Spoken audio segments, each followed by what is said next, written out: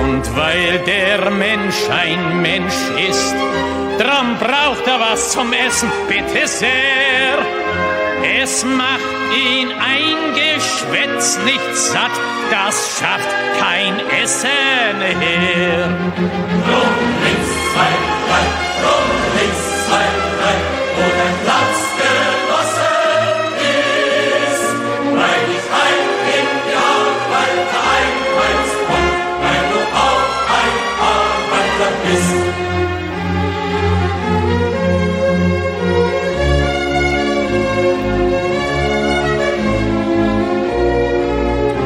Und weil der Mensch ein Mensch ist, drum hat der Stiefel im Gesicht nicht gern.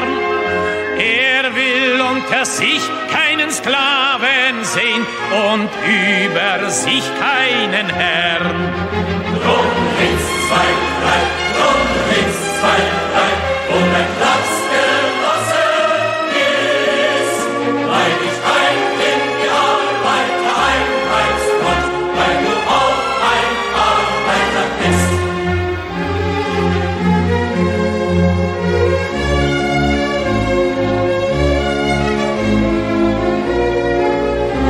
Und weil der Prolet ein Prolet ist, drum wird ihn kein anderer befreien. Es kann die Befreiung der Arbeiter nur das Werk der Arbeiter sein. Drum links 2, 3, drum links 2, 3, wo dein Platz genossen ist. Weil ich ein in die Arbeiter einheimst und weil du auch ein Arbeiter bist.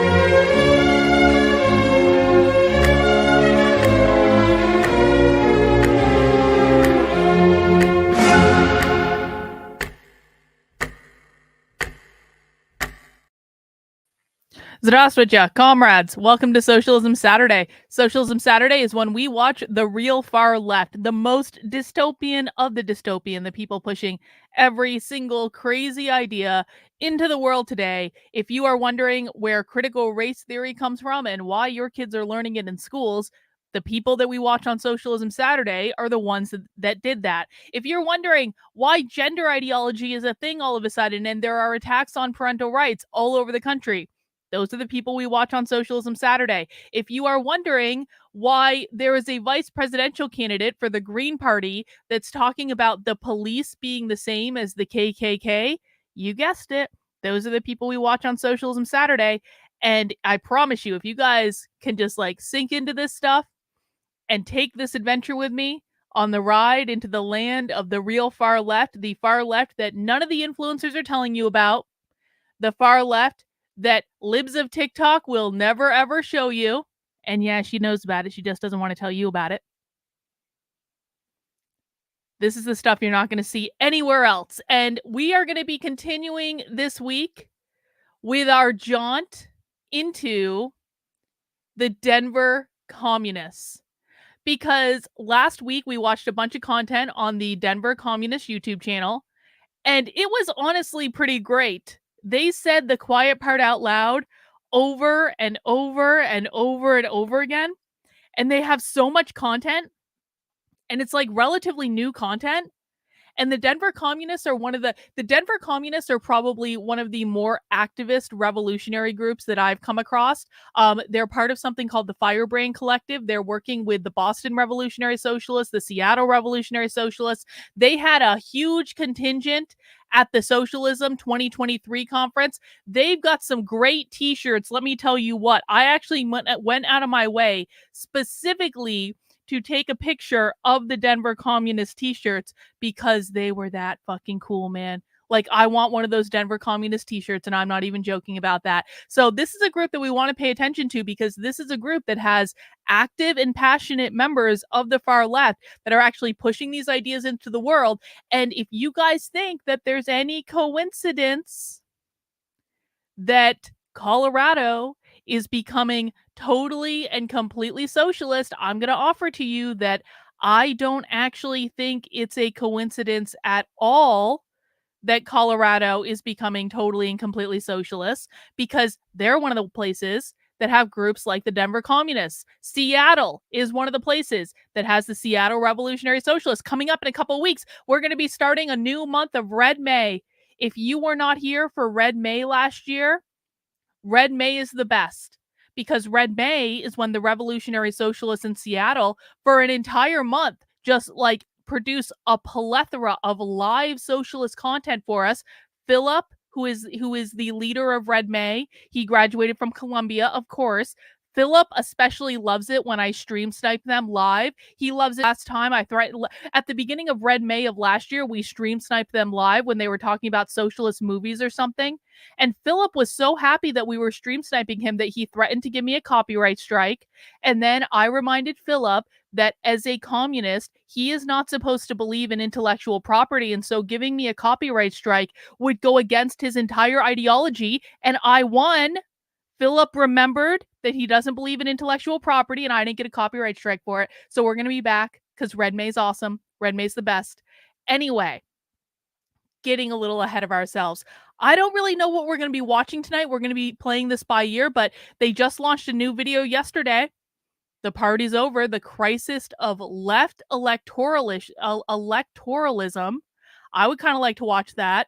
They've got a lot of shorter videos, like this one's 13 minutes, 22 minutes, half an hour. So we can really kind of pick and choose. I want to watch this. I want to watch this Politics of Everyone one. Feminism, queer theory, and Marxism at the intersections. That's about 45 minutes, a little bit longer. But there's so much good stuff that we can watch that I was just like, we just have to. We have to go back. We have to. We're basically going to become best friends with the Denver Communists. They're going to love this. And so that's what we're going to be doing tonight, guys. Now, before we get into it, per usual, I have a couple orders of business. The first order of business is let's all wish two ladies a happy birthday. Happy birthday, two ladies. We appreciate you. Aries power. Gotta love my Aries. Rep my Aries. And I think someone was asking in the chat, who was it? Was it Liquid Marble? Hang on. Liquid Marble in the chat was asking how my birthday was yesterday. My birthday was pretty great, if I'm honest about it. Joshua sent me an edible arrangement. There's like these chocolate-covered bananas that are so good. Victor and I have been munching away on the edible arrangement. But actually, I can't even tell who got me the best gift for my birthday this year, because there were so many good gifts. People sent in so many super chats. That was pretty great. But I got to tell you, Victor did a really good job at getting gifts this year, because one of the gifts that Victor got me is a little mini fridge that is sitting right under my desk that I can chill my beer in. So I don't have to drag a little cooler up and down the stairs anymore. Now I have my own little mini fridge right under my desk, and it has a handle on it, and I can plug it into my car too. So if I go to go camping or something, I can have my little mini fridge with my beer. Like, it was the best gift ever. Victor was all freaking out about it. He was all like, I don't know if you're going to like your gift. And then he gave it to me, and I was like, Victor, this is actually a really great idea, and I never actually would have thought of it. So that was pretty great. But I got to tell you guys, Brooklyn came through. Brooklyn, I did not expect this one. So on April 11th, 2 days ago, I posted this screenshot that I found on Instagram, because I scroll through Instagram and I look at all the stupid cooking ads and like all this stuff. And so I got this ad on Instagram about this company that they will send you your age in cheese for your birthday.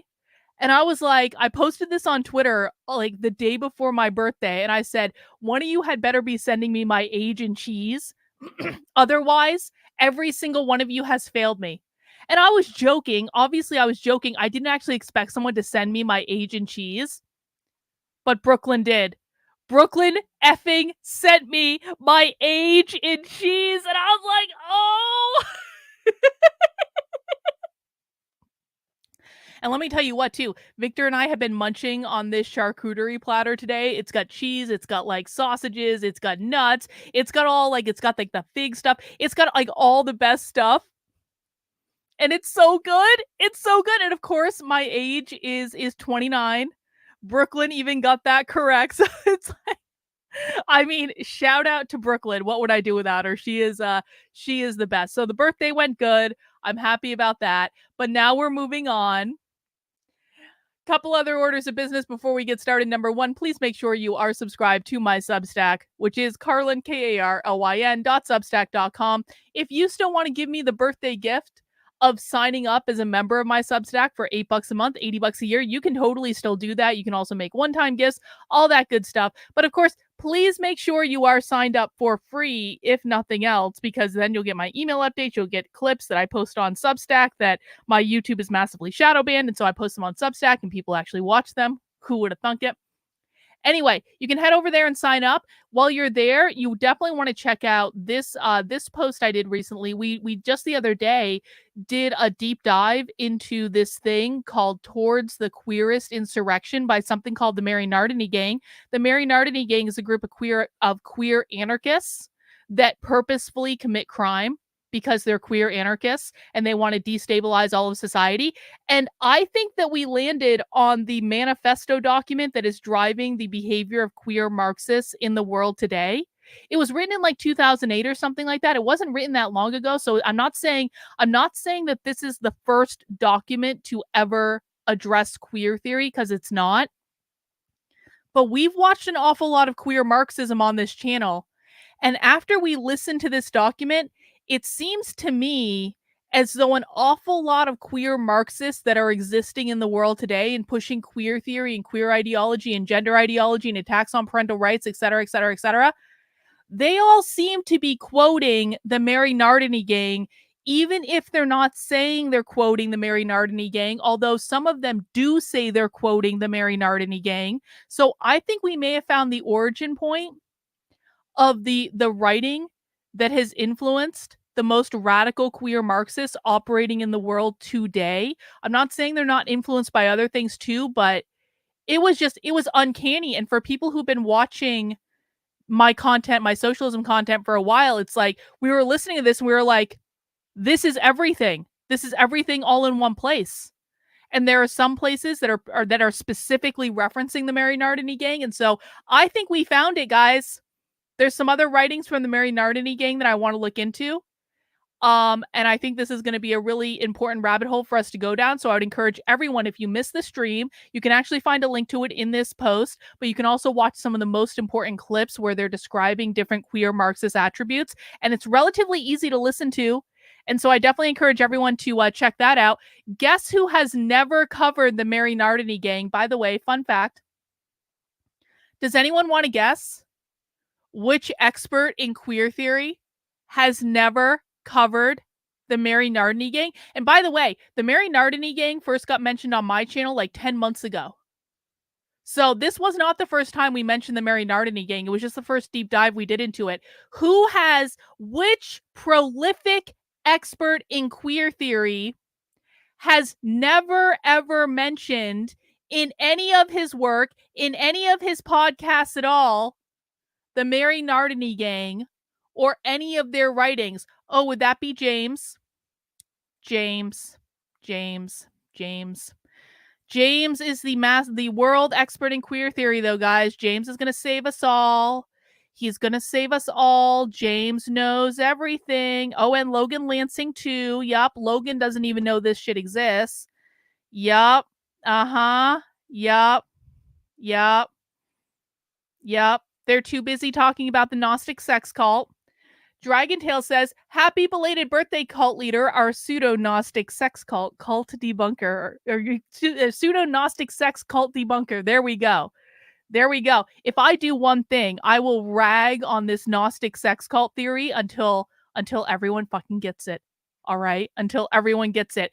But speaking of the Gnostic sex cult, we did actually find a Gnostic sex cult, guys. There does actually exist a Gnostic sex cult. We found that too.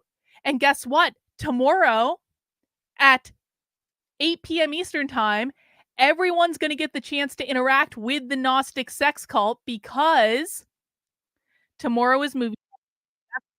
That's not that movie. That video is not that movie. There we go. There we go. Tomorrow is movie night in my supporter Discord. And if you've never seen the movie Midsummer, you have to come see it because it literally is a Gnostic sex cult. It quite literally is the Gnostic sex cult in the form of a horror movie. And this is my month of narcissism. I get to pick out all movies during my month of narcissism. Normally, I don't actually get to pick them out. And of course, I can't let the month of my month of narcissism go by without torturing the members of my own community by making them watch something that's going to emotionally scar them forever.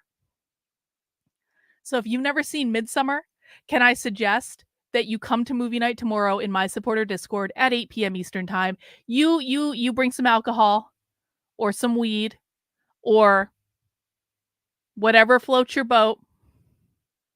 And we're going to have a good little jaunt into the Gnostic sex cult tomorrow for movie night. It's going to be great. How do you get to join movie night, you ask? I'm glad you did. You head over to my Substack, which is Carlyn, KARLYN.substack.com. And tomorrow, not today, tomorrow, I'm going to be sending out an email that looks like this. It's not going to be this email specifically because it's going to be tomorrow's email. But what you want to do when you get this email is you want to scroll all the way down to the bottom.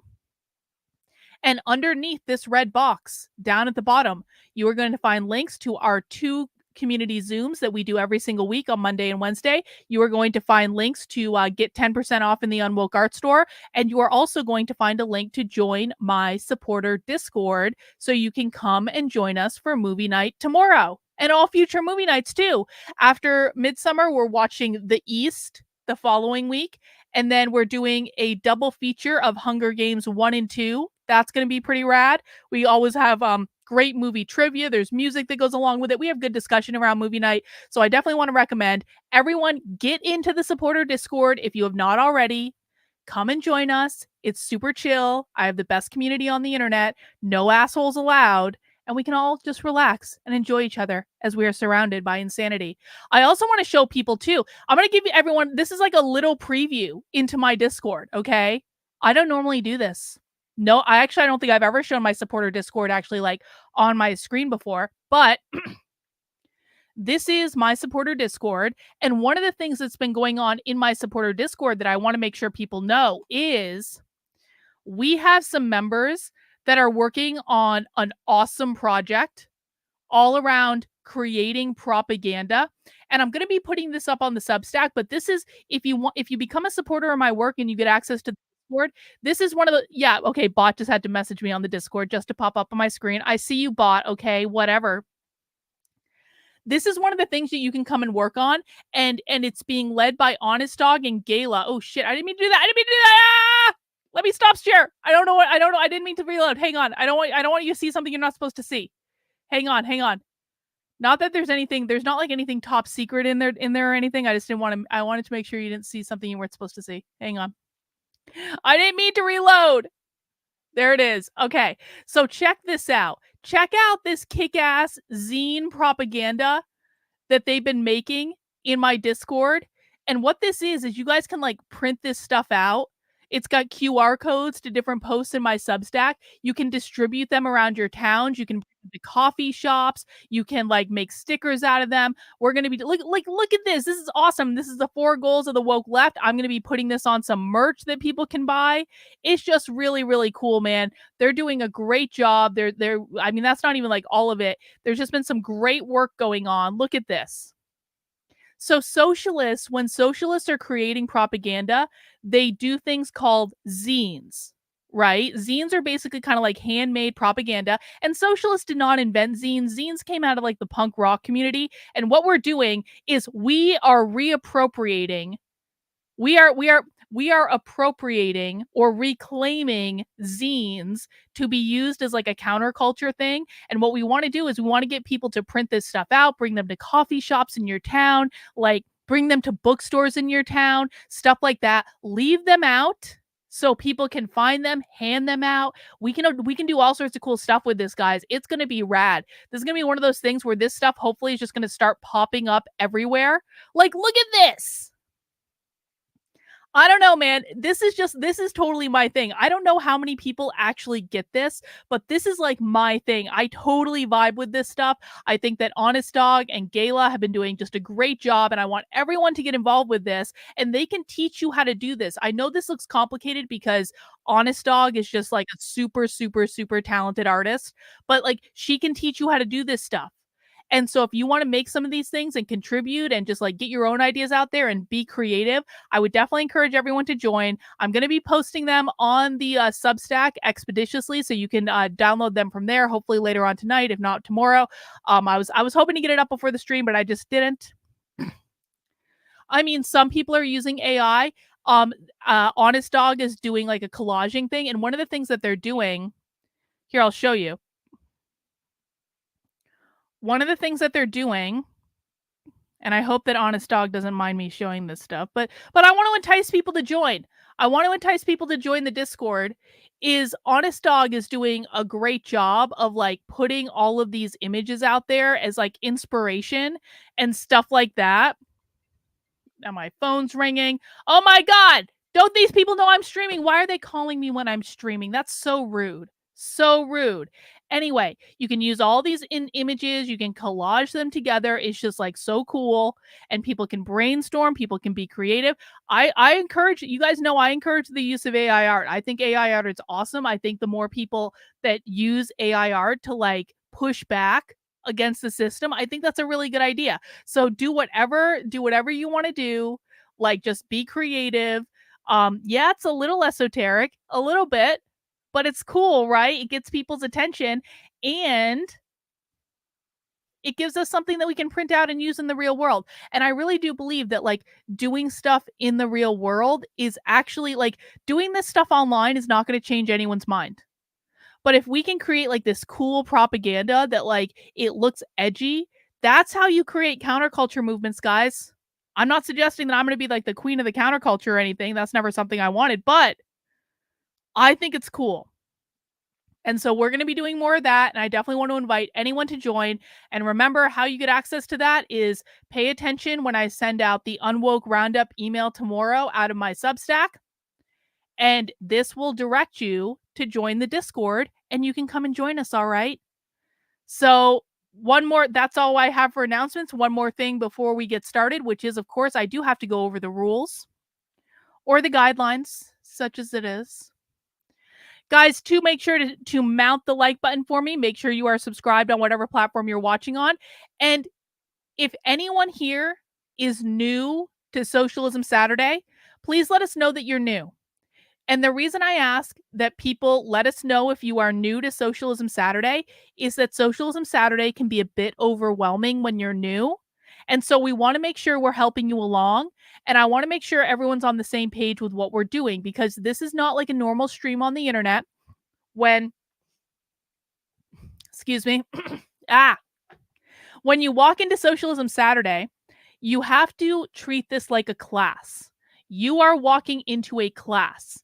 I am the teacher of the class. You are the student of the class. If you don't like the class or the class is boring, you can get up and leave at any time. You don't need to announce your departure or anything. But while you are here, I need you to treat this relatively seriously. It's not like we don't have fun. Obviously, I'm going to be drinking beer. Like, we have a good time. We joke, we laugh. But I do need people to understand that this is actually a teaching stream. This is not just about goofing off on the internet, okay? The reason that we do Socialism Saturday and that we watch socialism basically 6 days a week on my channel is that socialists speak in a coded language. What we're doing is we are understanding how they are using language. It might sound like they are speaking English. They are not speaking English. They are speaking socialist. And if we don't understand how they're using language, then we can never actually beat them. So that is the purpose of what we're doing. We are immersing ourselves in their world to learn how to speak their language so that we can spot it when it shows up in real life. The purpose of doing this is not, I repeat, not, it is not to debunk them. I need everyone to rein in every inclination you have to say socialists are stupid for reasons X, Y, B, and Z, and this doesn't make sense, and that's not the right definition, and you gotta stop owning the libs. Okay? It doesn't work. And if debunking them was all that was required, we would already be winning. Okay? They do not care about your debunking. What they care about is pushing their policies and pushing their laws and pushing their strategies and pushing their crazy ideas bit by bit by bit by bit by bit. Our purpose here is to understand them. Just because you understand someone doesn't mean that you have to agree with them. All right?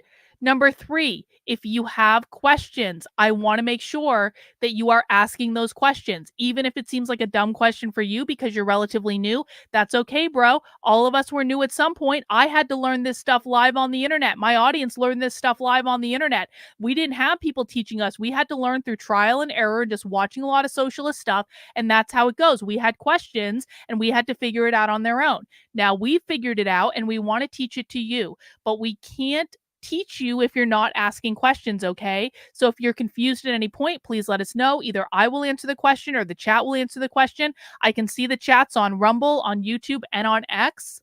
So please let us know in the chat if there's anything we can do. However, if you are a longtime viewer of my content, and because here's what happens. People who watch my content and they don't want to believe what they're seeing because it is scary when you see it. What they start doing is they start asking the same question over and over and over and over again. And what they're doing is they're hoping that I'm going to give them a different answer than I've already given them. I am the most consistent bitch on the internet. I am not going to change my answer just because you don't like what the answer is, okay? So if you're a longtime viewer of my content and you keep asking me the same thing over and over and over and over and over again, I will know, and I'm not going to like it. And so just to warn you, don't do that. Number 4, normal chat rules apply. These are the same rules every single day on my channel. Number 1, don't be a dick. You are in my house. You will not insult me. You will not insult. Oh, look. I already have a groiper over on Rumble saying, no one cares, you big bitch. You do nothing but lie, you fat hog. See, guys, this is not allowed. This is not allowed. If all you're going to do is insult me when you could just go watch something else, then I'm going to ban you. Goodbye, groiper. Goodbye. There we go. All better. So you will not insult me. You will not insult other people in my audience. I can do whatever I want because you are in my house and I will say and do whatever I want. Number 2, no whining. If I tell you to stop doing something, I don't want to hear whining. I don't want to hear complaining. I don't want to hear, I'm not doing that thing you told me to stop doing because you were doing it. Because if you weren't doing it, I wouldn't have asked you to stop doing it in the first place. Just stop doing it. That's all. I don't have kids. I don't have kids for a reason. I don't want to hear whining from grown adults on the internet. Lastly, you might feel an inclination to disagree with something that I say because the retarded influencers on Twitter have taught you something that's not real and not hinged into reality. I want to warn you all that I have watched more far left socialist training than anyone else on the planet that I know of. I have been doing this almost every single day of my life for 3 years. I have watched thousands of hours of this bullshit. I have literally driven myself insane to be able to teach this to other people. If you think that because you heard something on Twitter that that's going to be enough to like debunk what I'm teaching, good luck, bro. You can try to argue with me, but I'm just going to warn you that it very rarely works out. And if you don't have receipts, I promise it's not going to go well for you. So you can try it. We'll see how it goes. That's right, Dragontail. Don't be a dick. Don't fucking whine and don't debunk. And we'll all have a really nice night. All right. That is all we have. Let's get into our content. Let's do it. Let's do it.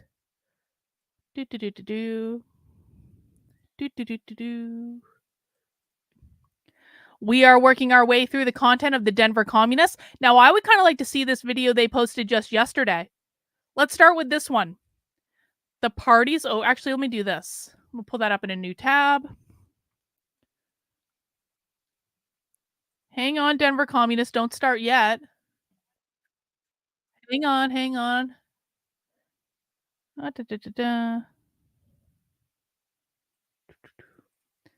All right.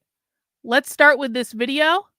This was posted 1 day ago, and it doesn't really say anything in the description. It's called "The Party's Over, the Crisis of Left Electoralism."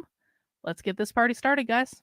On the article, "The Party's Over, the Crisis of Left Electoralism" by Kim Moody of Labor Notes. I'll also be drawing a lot from another article that was published in the International Socialist Review. I'm turning down my mic. Called "More Than a Ballot Line, the Democratic Party, Class Struggle, and the Socialist Left Today," written by Bill Crane. And I'm also going to draw a lot on my own personal. Hang on. Tayton says, "I'd like to get in some legislation as a fourth rule. Don't talk about the Jews." Listen, okay, here's the thing. I don't mind people talking about the Jews. What I do mind is when ranting and raving about the Jews usurps every other thing. And if people are just going to come in, and this does happen. So, like, if people are just going to come in and just go, the Jews, like, I'm going to block you at some point because, listen, I understand why people are doing that. I understand the people doing that believe, and I'm not saying I agree with this or don't agree with this. I'm saying what they believe. They believe that everything that we're watching originates with the Jews. The Frankfurt School was mostly made up of Jews. They're not wrong about that. However,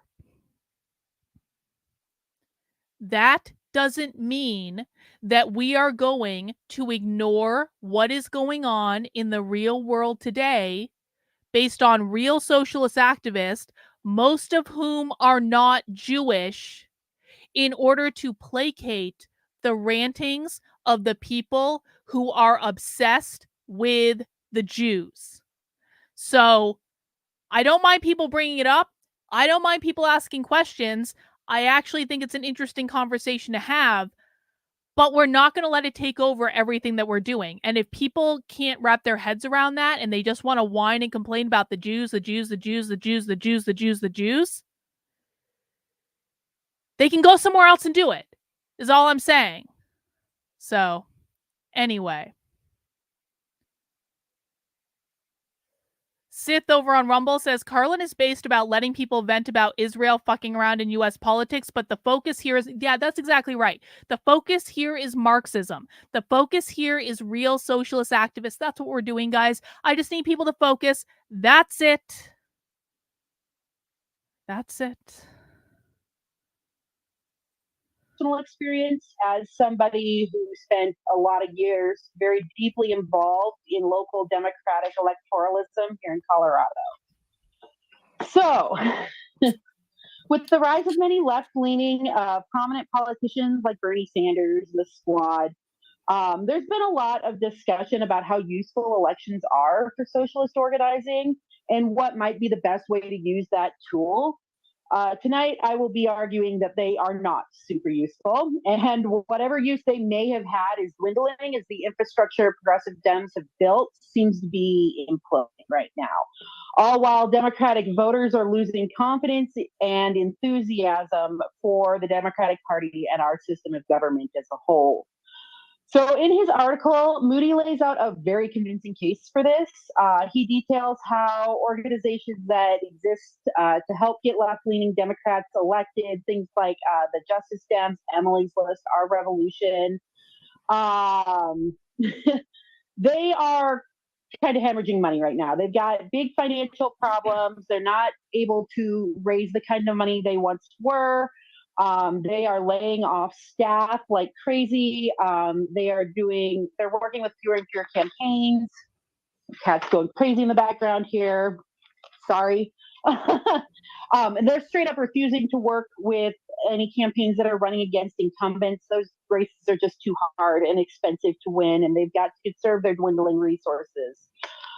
Similarly, prominent progressives that are already in office, people like Bernie, AOC, all of them, they're doing fewer and fewer endorsements now. These orgs they no longer can bring in the donations they used to, so they have to be a lot more selective about which campaigns they support.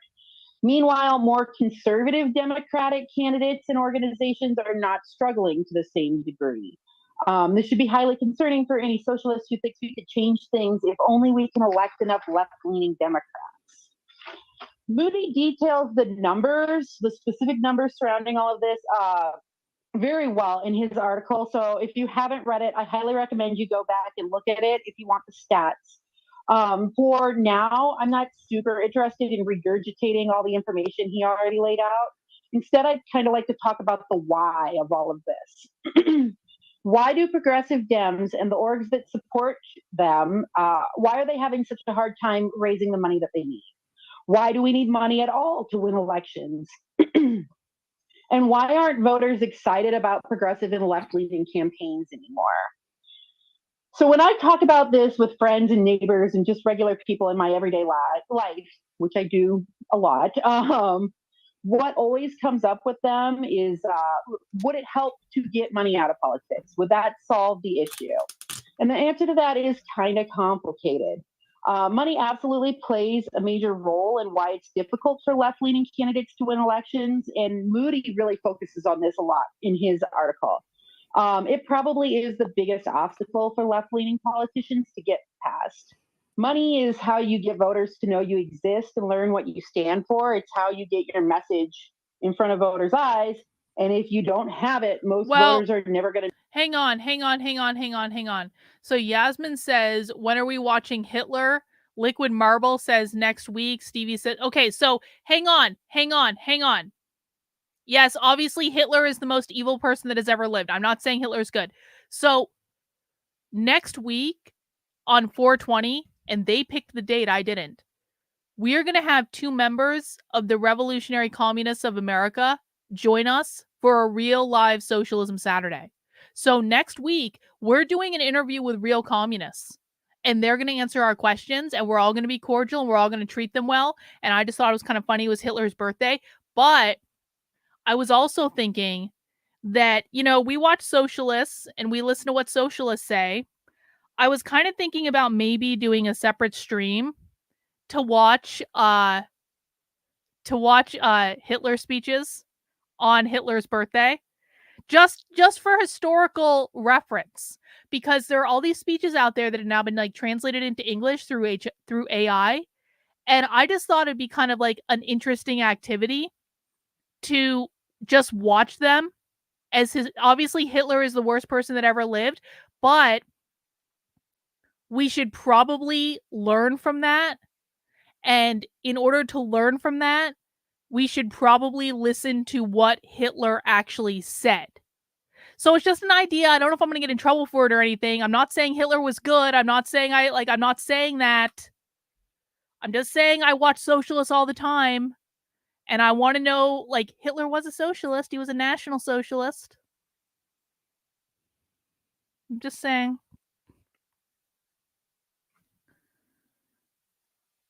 Oh, yeah?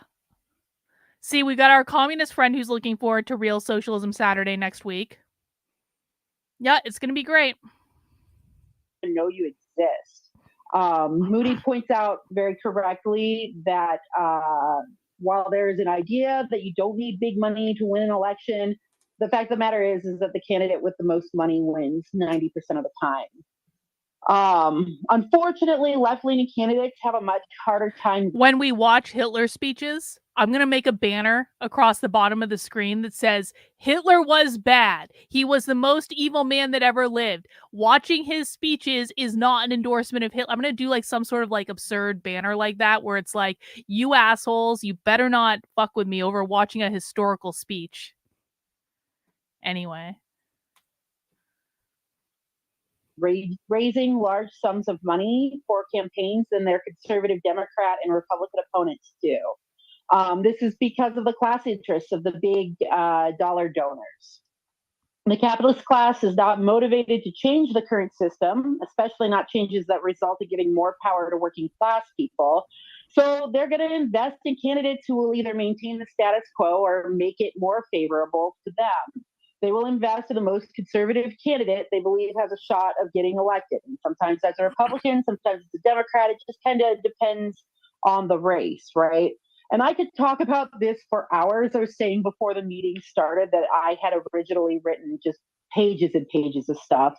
I had 4 pages just going into detail on the roles money plays in elections, but that seems like overkill for this presentation. If you really want to chat about it sometime, I'm here.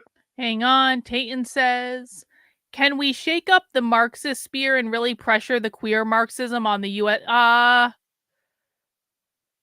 Yeah, I mean, we can, Tayton, but maybe not talk about that publicly on a stream that they could be watching so that they don't know what we're doing. So we can do that, but it might be better coming as a sneak attack, considering there's a communist watching right now. I'm just saying, we got to work on this, Tayton.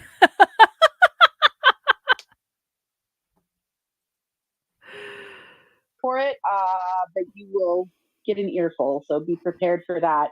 But I spent a lot of years personally thinking it was possible to build a progressive bench, right?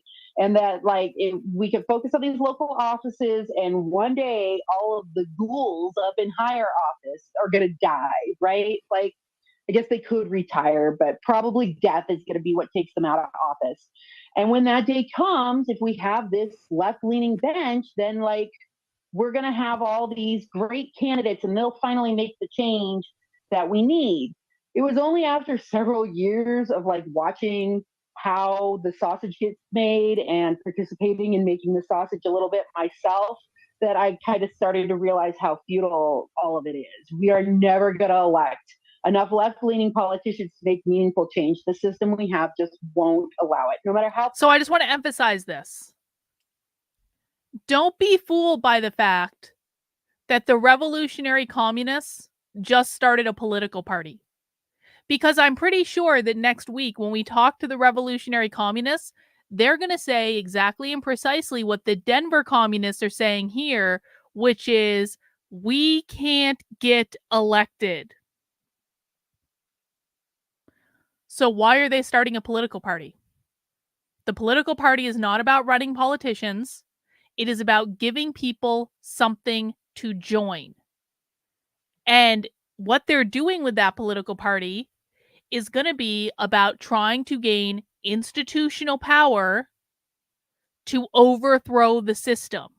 It's not going to be about getting candidates elected to office, because they don't believe that's the most effective way to do things. Even the Tempest Collective says this. The Tempest Collective, in their manifesto on their website, flat out say, we are not going to achieve our goals through electoral politics. Because the power that the left has, it is not political. It is institutional. Institutional is far more powerful than political power. Political power you can be voted into or out of. Institutional power stays. Political power goes. Institutional power stays. Institutional power is what they're after. So I want to make sure people aren't confused about that.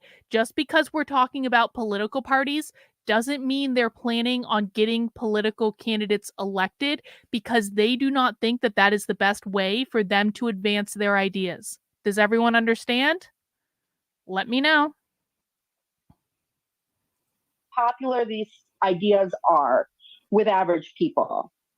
And then you got to keep in mind that getting people elected is just the first step, right? 90% of the time, the candidate with the most money wins, but 10% of the time,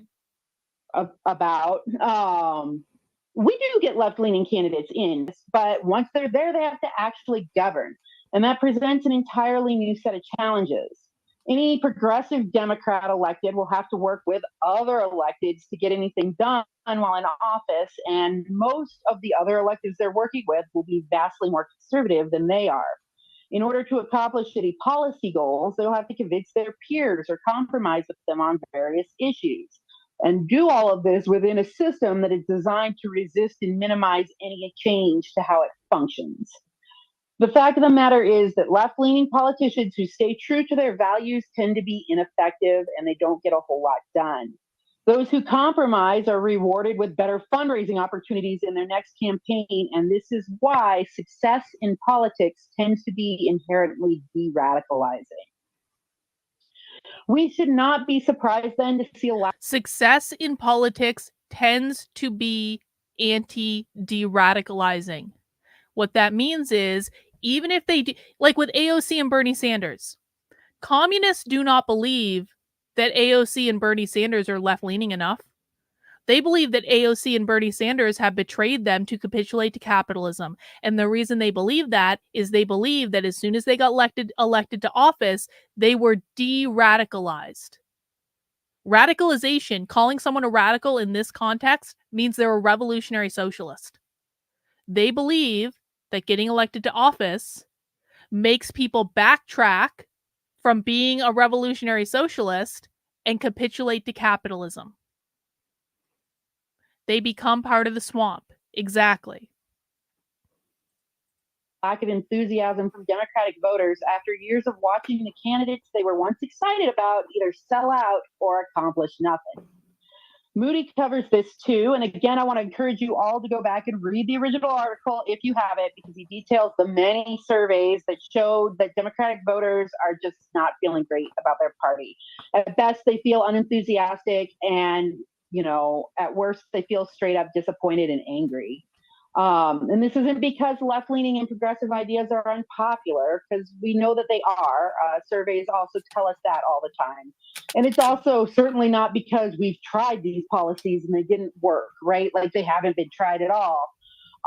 It's because voters have lost hope that politicians will deliver on the things people are asking for them, on the things that often politicians are saying they're going to do, and then they don't do it for a variety of reasons. Socialists are not going to fix any of that by pouring more time, energy, and resources into an electoral process that is designed to co-opt and neutralize our ideas and de-radicalize our most fervent activists. Fundamentally, the issue with our government is not simply that we don't have enough left-leaning politicians in it. The issue is how the system itself functions. How it functions by its very nature is antithetical to socialist ideals, and attempting to infiltrate it, to change it from the inside using individual actors, no matter how good they are, is never going to be successful. This is not the first time we have tried this, and in the other article I read, More Than a Ballot Line by Bill Crane, he details other attempts that the American left have made to kind of join forces with Democrats and try to use electoralism to advance socialist goals. And they all failed, spoiler alert. Ding. And it was pretty much for the same reason. They went into it thinking that they could use the platform to advance their ideals, use this infrastructure that the Democratic Party has set up already. And what ends up happening is the opposite. The Democrats will co-opt all their messages to appeal to a wider voter range, and then they abandon those voters. Yes, once they get that into is the office, argument. and none of the There is no progressive political stuff gets gain. done.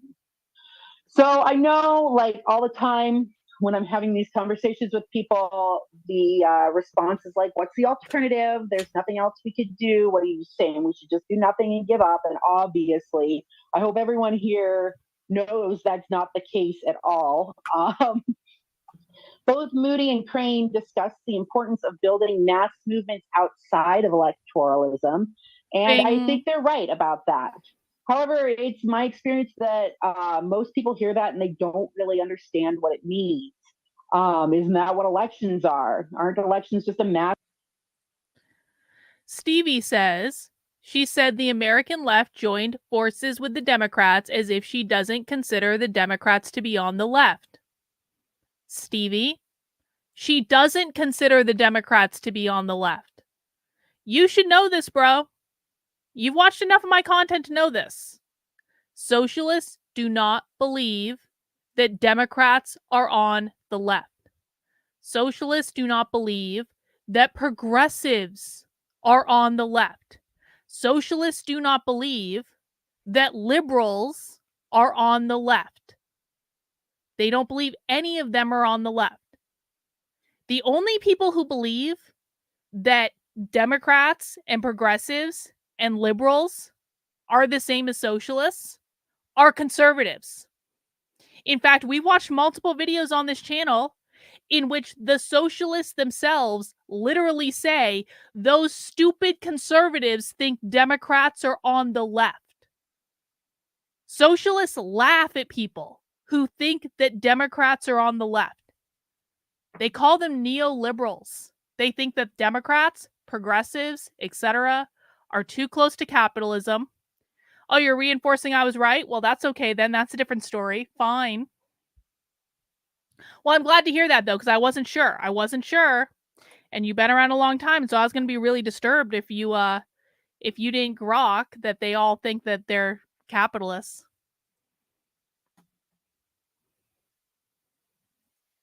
Yeah, conservatives think that that MSNBC is socialist. No.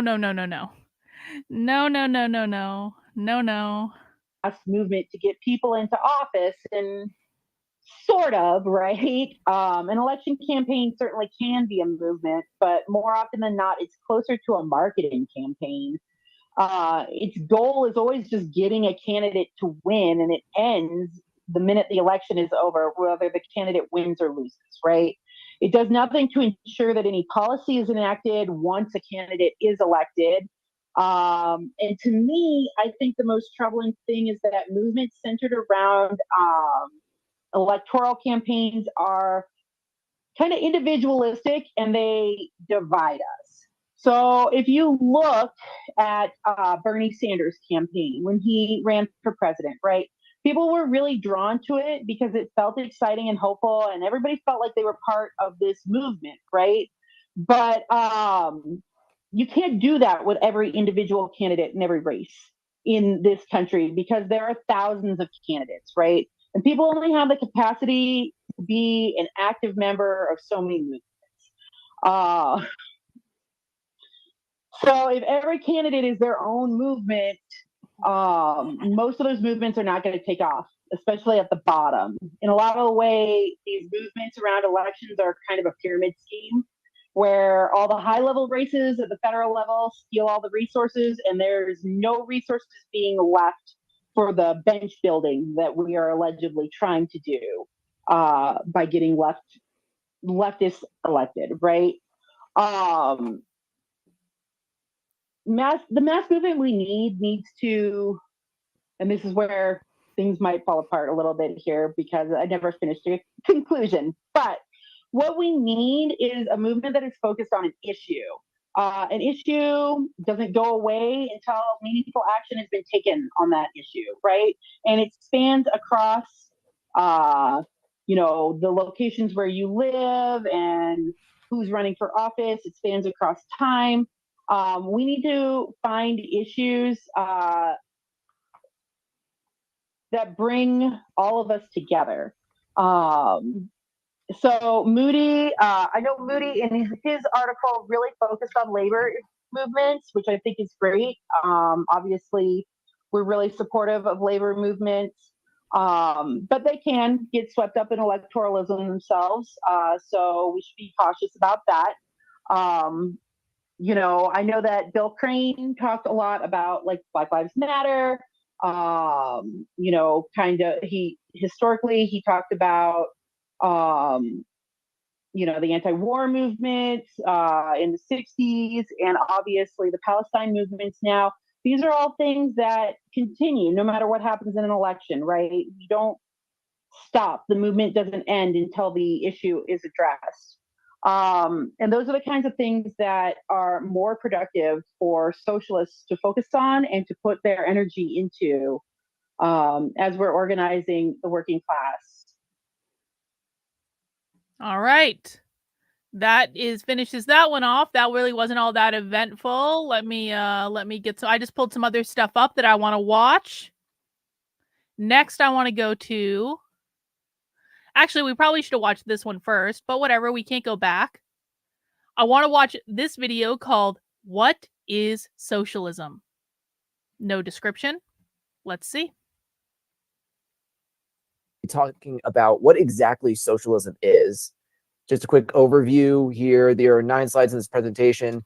explaining socialism, some misconceptions and the truth, and why it's not only important but necessary in our current time with the help of the three readings. So, without further ado, let's dive right in. Starting off by just asking, what do most people, generally speaking, tend to think of when they hear the word socialism? Well, it's not very positive, and that's putting it mildly. This is due to a lot of reasons. Firstly, decades of Red Scares and propaganda designed to dissuade people from thinking that it's a good system of governance or something that can bring about real change. A popular meme answer is when the government does. Yeah, apparently Iran is bombing the shit out of Israel with drones and ballistic missiles and all that sort of stuff. And I'm anti-war and anti-genocide. I don't think we should be involved at all. But what I will say is I feel like Iran has been warning Israel for 6 goddamn months to cut the shit. I feel like Iran has given them many chances. And Israel's like, nah, bro, we're going to keep on killing Palestinians. And so at some point there was going to be like a fuck around and find out moment. And it feels like we may have hit the fuck around and find out moment, but I don't think we should be involved. I'm anti-war and anti-genocide. Stuff. But to get more serious, government control is something that is popularly perceived as socialism. Then there's the idea that socialism takes away freedom or that there's no such thing as individual thought or free will in a true socialist society. And also because, or no, that's skipping ahead. This is because of the existence of states, both gone and still around, that claim to be socialist states, but are in reality totalitarian state capitalist regimes. And also just because of some particularly pervasive and awful books written by certain authors. All this and more combines to paint socialism as this terrible, horrible, no good, very bad thing that has never worked and should be left to the dustbin of history. The Why the Working Class article addresses this outright, quote, especially in this country where the socialist movement has always been relatively weak, the most popular anti-socialist notions are most often founded on misinformation about what socialists believe, because their voices have not been loudly heard, end quote. But this is changing. Slowly, the public understanding of socialism is starting to turn around thanks to people who have actually read the books about these things and know what they're talking about. So, in order to set the record straight and utterly destroy the most popular myths about socialist ideology, let's just straight up ask the question, what is socialism really? Socialism is a lot of different things depending on who you ask. Whether revolutionary or reformist, and whether Marxist or utopian, it is and always has been of many different shapes. Wait. Now we just entered World War III. I hope everyone knows that, right? Now Putin is saying, so apparently, and I promise we're going to focus mostly on socialism tonight. So apparently Joe Biden was supposed to address the nation tonight. He was going to do an Oval Office address. And then they were like, takesies, backsies. So Joe Biden will not be addressing the nation tonight. So who knows what that was about.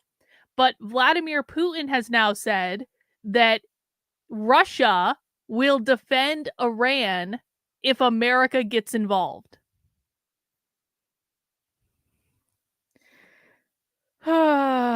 Whatever. One of the main characteristics of socialism is, of course, the collective ownership of the means of production. While it may either be introduced gradually over time or more immediately in the case of a revolution, it's one of its stated goals, as the ideology believes that it is necessary to create a juster, fairer society built for the many instead of for the few. Also, extremely important to socialism and often forgotten or ignored is the establishment of workplace democracy, giving the worker a say in how their business operates.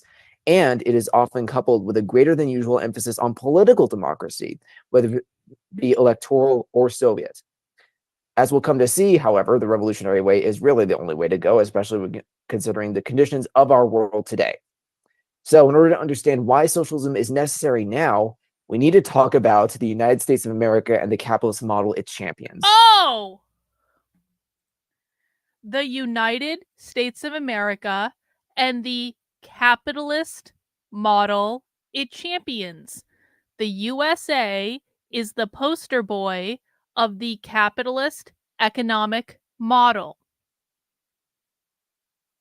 People ask all the time, Carlin, if they want to be socialists, then why don't they move to a socialist country? Because they don't want to move to a socialist country. They want to do socialism here. The reason they want to do socialism here is the USA is the poster boy of the capitalist economic model. They do not believe that socialism can ever work as long as there are capitalist poster boys like the United States. And they further believe that if they get the United States to become socialist or communist, then every other country in the world is going to fall. It's like the first domino. So there's no reason to move to a socialist country because they ultimately believe that socialism will always be undermined as long as the United States is the poster boy of the capitalist economic model. That is why they want it here. That is why they're not going to leave. That is why they push every single day to overthrow the capitalist United States government. That's why. They believe imperialism ruined communist countries. Real communism hasn't been tried. Exactly. According to Wikipedia, the American dream is, quote, the national ethos of the United States of America, a set of ideals including representative democracy, rights, liberty, and equality, in which freedom is interpreted as the opportunity for individual prosperity and success, as well as a chance for upward social mobility for each according to ability and achievement through hard work in a capitalist society with many challenges but few formal borders. End quote. Hello from Brazil. Since they advocate for armed revolution and overthrowing the government, can't the FBI and the CIA go after them? In theory, the FBI and the CIA could. In theory, I wouldn't be opposed to that. I think it's a great question for both the FBI and the CIA why they're focusing on spying on Americans for posting memes on the internet rather than going after real communists in America right now who are flat out saying their goal is to overthrow the United States government and raise the red flag of communism above the White House. And perhaps if they didn't own the FBI and the CIA already, that would actually be happening. But such as it is, everyone has to own nothing. Exactly, Tayton. This idea is and has continually proven to be completely and utter nonsense. The United States of America has a long and proud history of being oppressive, corrupt, and unequal, and is the perfect approximation of what the capitalist system is built to really do. Comrade Steve writes in his essay, The Secret of Socialism, quote, capitalism rests fundamentally on exploitation and cannot exist without it. However, it also relies on oppression of all workers. Workers in general are oppressed. They are told what to do by their exploiters and their agents the whole workday. They are denied the right to democratically control their work lives. Their choices as consumers are limited by the capitalist need for profit. They are alienated from their work lives and from each other. Capitalism sees people as a means to an end and treats people as such. This then spreads over to alienated human relations throughout society. Besides this, workers who are specially oppressed, women, racial minorities, immigrants, LGBTQ workers, etc., are treated as less than full human beings based on those characteristics. All told, a vast majority of workers are specially oppressed, end quote. The USA is built on this oppression. The working class, ordinary people like us, are at the mercy of the capitalist class and the corporations that fuel the capitalist machine. From the ISR article, quote, under normal conditions, U.S. corporations push for deregulation and free markets because this makes it easier to maximize their profits. Deregulation of the energy industry, for example, allowed Enron to make big profits by manipulating the supply of electricity until its sham accounting practices and bad bets brought it down. Likewise, the lack of government oversight let the mortgage industry and a shadow banking system create huge markets in securities trading based on subprime loans, which no investment bank or hedge fund could refuse to participate in if it wanted to keep pace with its rivals, end quote. All of this combines to create a deeply unequal system that must be changed. Now, some may retort with, okay, sure, the US is pretty bad, but it's nothing compared to the awfulness of the Soviet Union.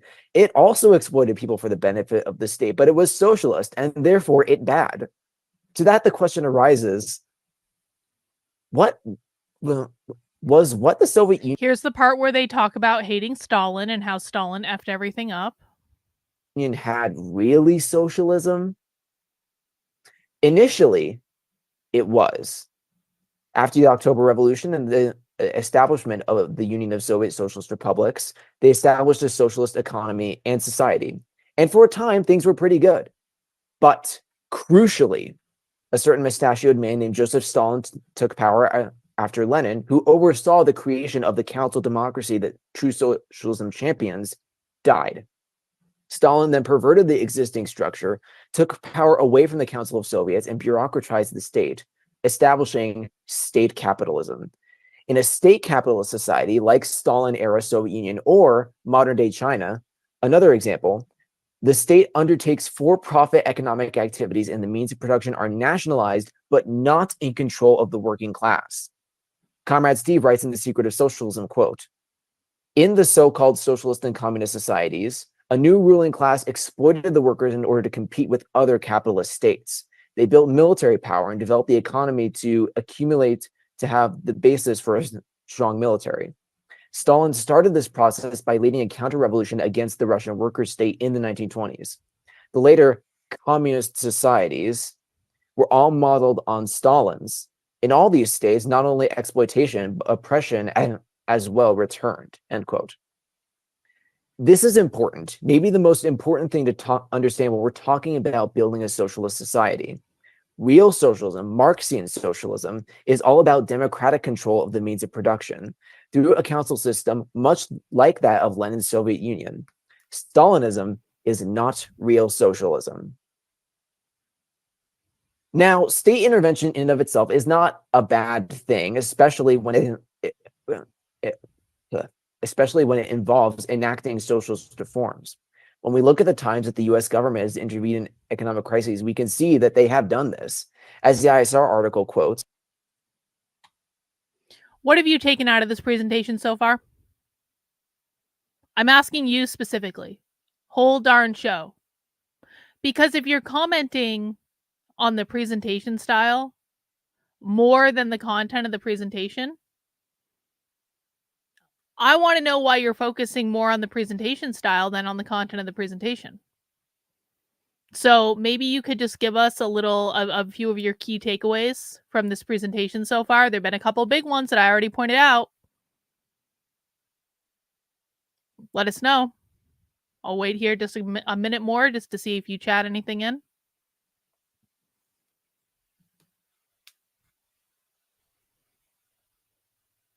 The point is that a lot of people on the right don't listen to what is going on the left, and they make excuses like this.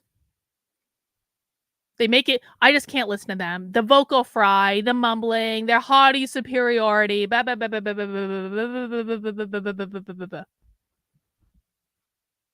Every time you make an excuse about why you can't listen to these people, they win. So if okay, focused on what amused me, but I took away these picky. Oh, so you assess that he's against capitalism. All right, well, I suppose that's a good start, bro, but there's a lot more. It's fine to focus on what amuses you, but if you're not taking anything else away from it other than he's presenting in a ridiculous way, that undermines the purpose of this exercise. Maybe some other people in the chat can fill you in on some important things that he said. From another article. You can be a little socialist, and thank goodness this country always has been. Otherwise, we wouldn't have public schools and universities, public highways, Social Security, or Medicare. And thank goodness the public resisted President Bush's plans to hand Social Security over to the very financial titans who made out like bandits while crashing the economy. Or the years after World War II, when a little socialism built state universities and provided GIs with education benefits that created a good life for the American middle class. Think back to the Roosevelt years, when a little socialism pulled this country out of the depths of economic depression and put people to work building parks, roads, bridges, and public buildings. What is motivating the speaker? What is his mindset? Where does he want to go? Literally all of those questions I've covered on my Substack. So you can head over to the Substack. You can access the Woke Mind series. The Woke Mind series talks about the motivation behind this. Where do they want to go? I wrote an article basically laying out what the future socialist utopia looks like according to these people. You can also find that on the Substack. So that's where I would go. And the reason is, like, I've gone into all this before. I've done videos on all this before. I've written stuff that people can read on all of it. You can find it over at Carlyn, KARLYN.substack.com. End quote. So we can clearly see that even in the US of A, the supposed unbreakable bastion of capitalist power, that it is not immune to the crises that capitalism by its own design creates, and that only through state intervention using socialist policies can these major crises be averted. So that's it, right? The government just needs to slap the bandage of small socialist policies onto the broken capitalist system, and then presto changeo, we're all good, nothing to worry about, business as usual. No. Crucially, this is not enough. Frederick Engels writes in Socialism, Utopia and Scientific, quote, "The modern state, no matter what its form, is essentially a capitalist machine. The state of the capitalist, the ideal personification of the total national capital. The more it proceeds to the taking over of productive forces, the more does it actually become the national capitalist, the more citizens it does exploit. The workers remain wage workers, proletarians. The capitalist relation is not done away with. It is rather brought to a head. But brought to a head, it topples over. State ownership of the productive forces is not the solution of the conflict, but concealed within it are the technical conditions that form the elements of that solution." In other words, the modern state as it stands is fully capitalist, and no amount of injecting small amounts of socialist policies will fix the inherent and irreconcilable problems in the capitalist model that continually lead to the major economic crises we've seen over and over again throughout its existence, from the Great Depression to the Great Recession to even more. Okay, so state intervention, while helpful, isn't the full solution. So what is? Fully shedding the capitalist model and adopting the socialist model. Depending on the strain of socialism that one adheres to, the transition can be either revolutionary or reformist. Capitalism maintains its power through cultural, political, and economic hegemony. Transitioning to socialism involves challenging and ultimately dismantling these structures. These structures of dominance through education, cultural activism, and political organizing. Transitioning from capitalism to socialism is not a linear process and will inevitably involve contradictions and tensions. These may include conflicts between short-term reforms and long-term revolutionary goals, as well as challenges in balancing the need for immediate improvements with a broader vision of a socialist society. Capitalism is a global system, and the transition to socialism must be an international endeavor. Building solidarity with social... The transition to socialism must be an international endeavor. We were talking earlier about why do they want to do socialism in the United States? Because they want the United States to be the first domino that topples all other dominoes. They just said it. This must be a globalist endeavor. Now, don't confuse them with the WEF. These are not the WEF. That is a completely different group. Also globalists, also want communism, but it is a completely different group than this.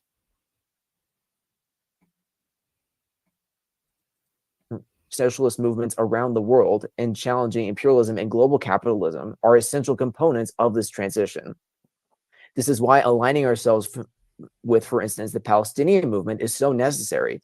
They are victims of a colonialist regime backed by a capitalist regime, and so their struggle is our struggle. They believe that the Jews in Israel are capitalist oppressors. I actually have a video pulled up. We're going to watch it next, called Israel Has No Right to Exist. But that's why the left is backing up the Palestinians, because the Palestinians are eliciting their own revolution against capitalism.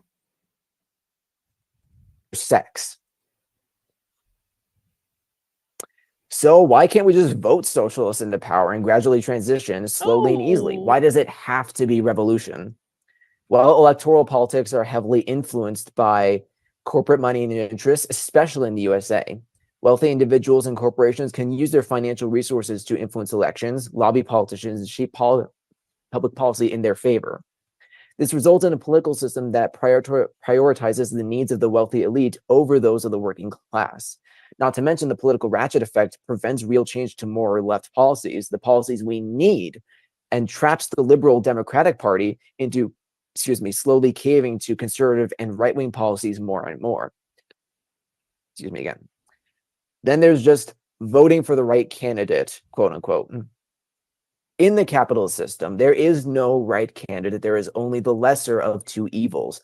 That's not a choice or an option at all when the lesser of two evils is still fundamentally devoted to maintaining the evil, flawed capitalist system. Outliers and third-party candidates are equally useless, from just getting their foot in the door in the first place to seeing them abandon the genuinely good ideals they may be fighting for to become part of the system.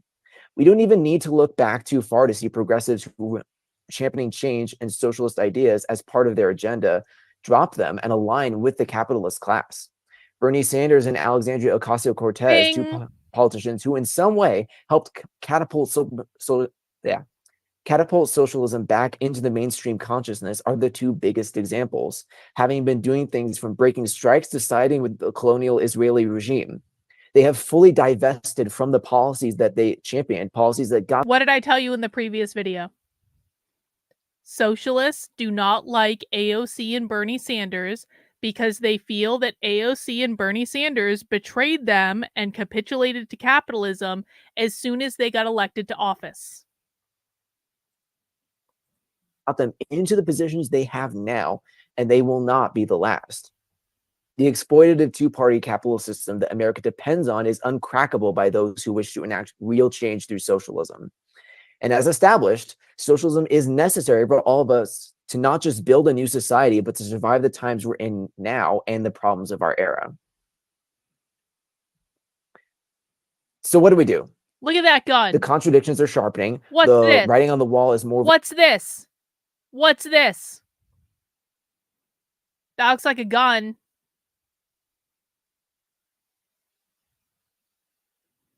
I did this event in Idaho a couple weeks ago, in which I was in a bar full of conservatives, and I was telling them I did basically an abbreviated version of the How to Speak Socialist presentation. And they asked some great questions. I gotta say, this crowd was actually really great. I'm not trying to no shade to this crowd. They asked some great questions. They were really interested in the content. I really appreciated the opportunity to present to them. But what I'm going to say is, one of the questions I was asked,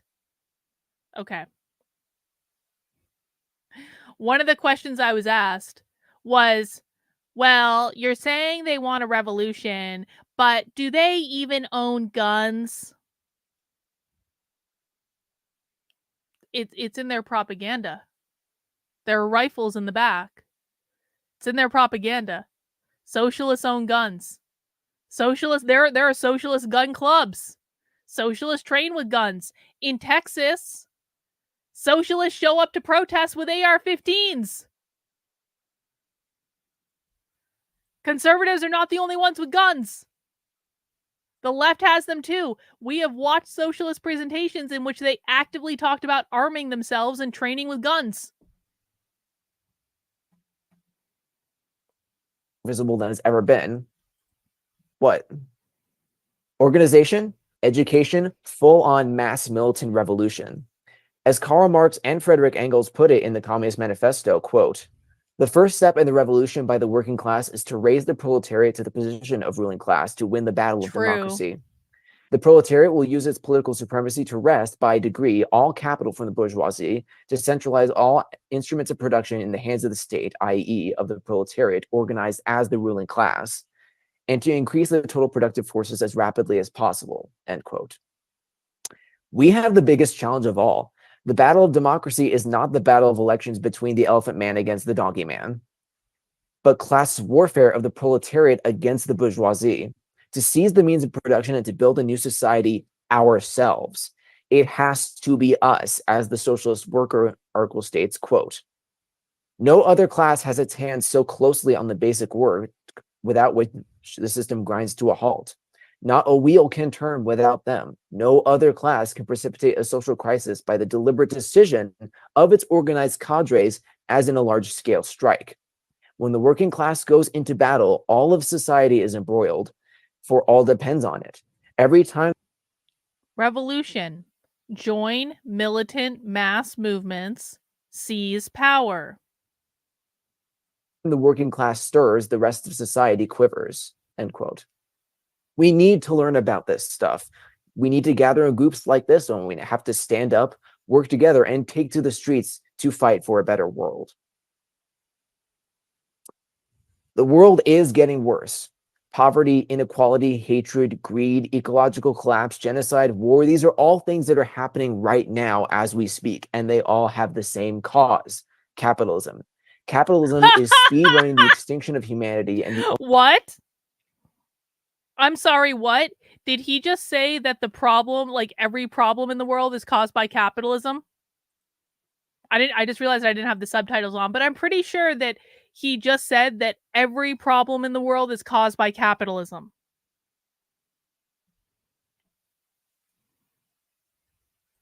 fight for a better world. The world is getting worse. Poverty, inequality, hatred, greed, ecological collapse, genocide, war, these are all things that are happening right now as we speak, and they all have the same cause: capitalism.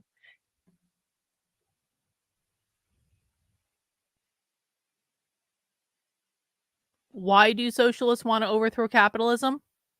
Because they very literally believe that capitalism is causing every single problem in the world. Let's just look at that list again. Hopefully the captions collapse or work with me. Hang on. Equality, hatred, greed, ecological collapse, genocide. Inequality, hatred, greed, ecological collapse, genocide. All caused by capitalism. They say this explicitly. They say this in no uncertain terms. And yet, there's not a single goddamn influencer on the conservative right who is using the term capitalism correctly, consistently, when describing what the left wants to do. They all refuse to say it, even though the left says it out loud all the time. I can't tell you guys how often I'm asked by someone like a conservative they say, "Carlin, if they want to abolish capitalism like you say they do, then why don't they ever say capitalism?" They do. They say it all the time. They say it explicitly. But if you refuse to listen to them, you're never going to hear it. It's amazing how that works. When you put your hands over your ears and you refuse to listen to what they are saying, then you're not going to hear what they're saying.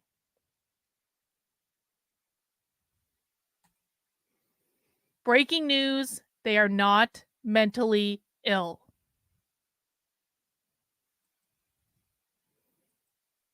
And James Lindsay wants to blame this on a Gnostic sex cult.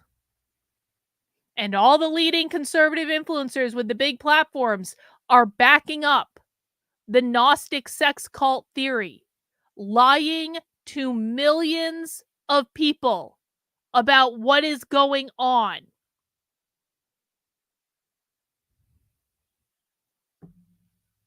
Let's listen again. One more time, and then I'll let it play. To fight for a better world. The world is getting worse. Poverty, inequality, hatred, greed, ecological collapse, genocide, war, these are all things that are happening right now as we speak, and they all have the same cause: capitalism. Capitalism is speed running the extinction of humanity, and the only option is to replace it with something better by any means necessary. The only option is to replace capitalism with something better by any means necessary. And by any means necessary, they mean violent revolution. Thank you, Amelia, for the super chat. Watching conservatives obsess over an OnlyFans model over if an OnlyFans model is a true Christian for the past month, and not being able to figure out if the OnlyFans profile is active by clicking a link has made me feel that the right is so effed. Yeah. They do themselves in. Socialism is that alternative, thus something better. The society that we need to build the society we need to build is one that is not focused on profits or supremacy, but progress and fellowship. Things may seem unchangeable now, but things have always seemed unchangeable until they did change. The October Revolution succeeded in overthrowing one of the most powerful monarchies in the world, and though their socialist experiment was corrupted later on, for a brief, shining moment, they succeeded in showing us the blueprint for a new world. That blueprint is in our hands now, and for the sake of all humanity, we must consider using it. TLDR, fuck it, we ball, workers of the world unite, revolution in our lifetime. But remember, guys, Constantine. We should just watch this, because Konstantin Kisin, who refuses to look at primary source evidence, like the video that you all just watched. And in fact, he blocked me on Twitter when I very nicely tried to show him the primary source evidence. Konstantin Kisin is going to save us all. He's going to save the world for liberal values while refusing to understand what the left is actually doing. Anyway, we watched Constantine yesterday. We're not watching him again today. And yesterday was just as disappointing as I thought it would be. All right, let's do a little change of pace. I'm excited to watch this. I want to watch this video from 4 months ago called "Israel Has No Right to Exist" by Brian Bean, an editor and contributor to the book Palestine, A Socialist Introduction, and a member of the Rampant Editorial Collective. What's that? What is the Rampant Editorial Collective? Oh, they're in the Unwoke Wiki. I know who they are. They're definitely in the Unwoke Wiki. I added them to the Unwoke Wiki. They were a sponsor of the Socialism Conference.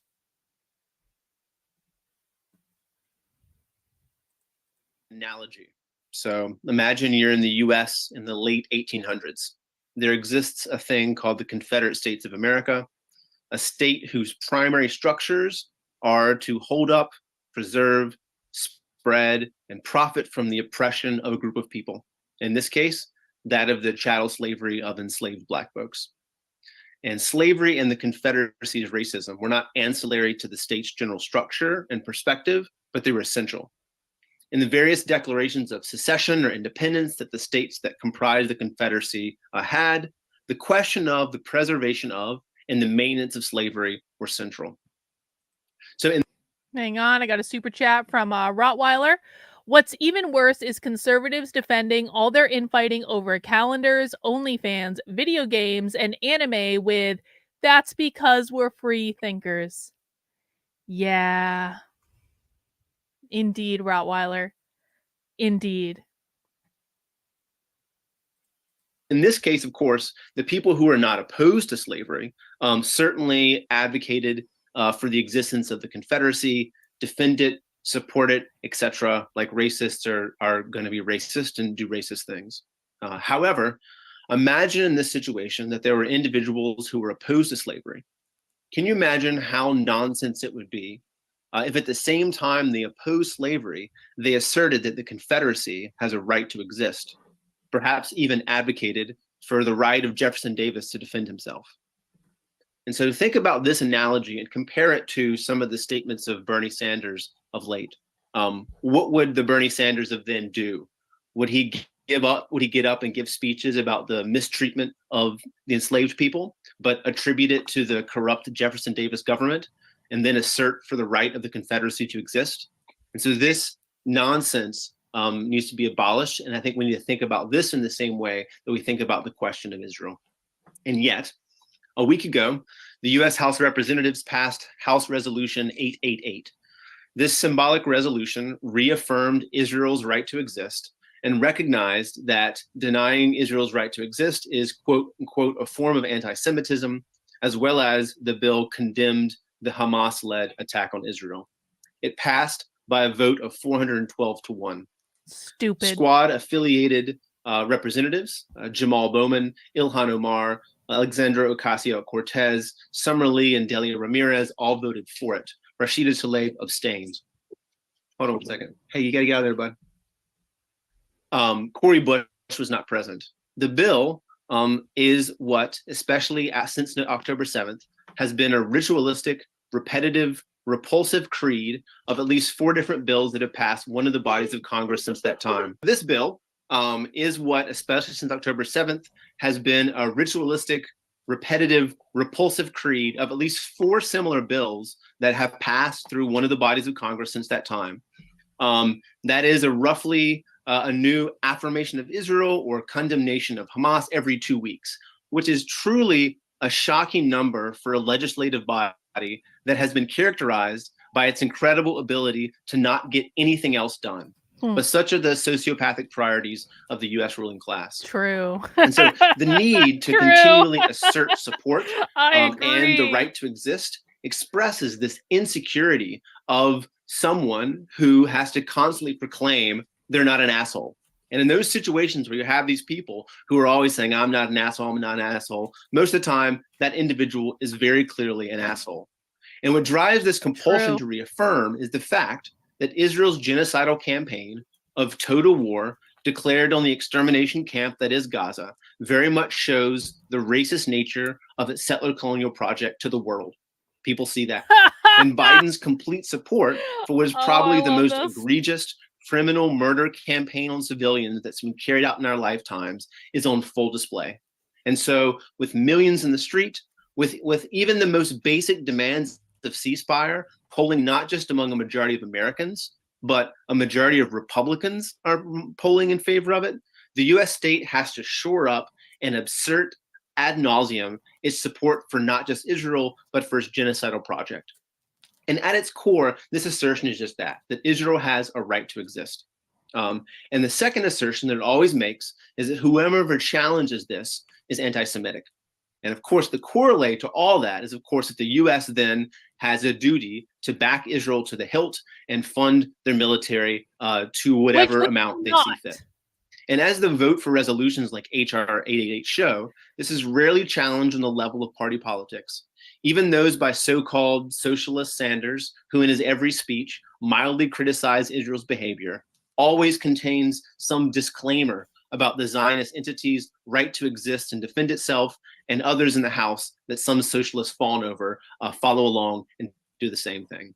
And this central assertion needs to be challenged clearly and confidently by the left as we work broadly to stop the immediate violence of the Israeli state. The state of Israel does not have some special right to exist. True. And it should not exist. Not only would I say that, I don't really care. It's far from being an anti-Semitic position. I think actually advocating for the end of the state of Israel is actually the only consistent anti-racist position to be held by those who hold themselves on the side of justice. What?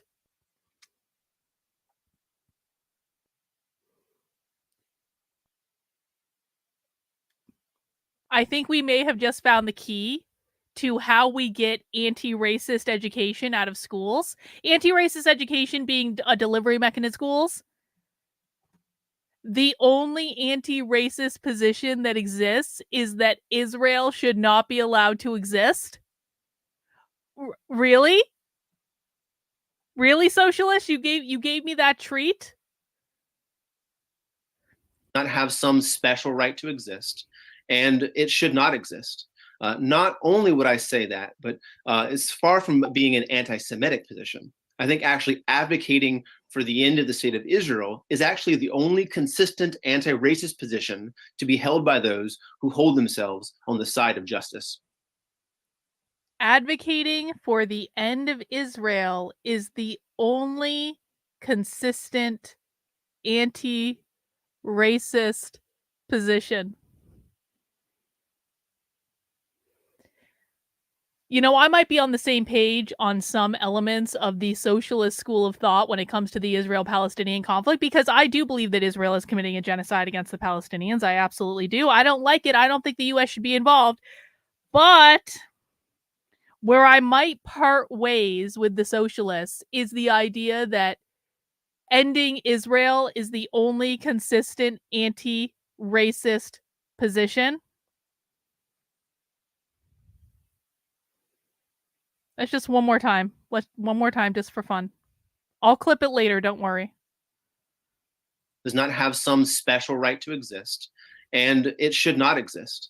Not only would I say that, but it's far from being an anti-Semitic position. I think actually advocating for the end of the state of Israel is actually the only consistent anti-racist position to be held by those who hold themselves on the side of justice. Fucking beautiful. So from the jump, Beautiful. I think also important to note that the notion of a state and a people are not the same. The advocating of the end of Israel does not in any way mean advocating for the eradication of Israeli Jews, driving them out or into the sea, or any of the nonsense that the rabid Zionists like to slander the movement with. But I'll come back to that later.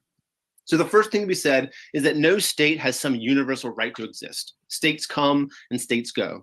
States, writes Yosef Munyar, exist because certain groups of people amass enough political and material power to make territorial claims and establish governments, sometimes with the consent of those already living around there, and oftentimes at their expense. Even the slave-owning colonists that founded this country did so with the explicit description that the bonds of old states can be dissolved and new ones formed. Oftentimes, they're at the expense of those around them. And even slave-owning colonists who founded this country did so with the Declaration of Independence, that the bond. Where are the Palestinians going? I would imagine that he probably thinks the Israelis are going the same place that the Palestinians are going. Where is that exactly? Where are the Palestinians going? Where are the women and children? The 50% of the population of Gaza that was under the age of 18? Where are they going, Gray One? Where are they going? In fact, I would like everyone who's on the side of Israel to answer this question for me, because I was assured by the people who are all, I know I'm taking a tangent here, but it's my show. I'll do what I want. I was assured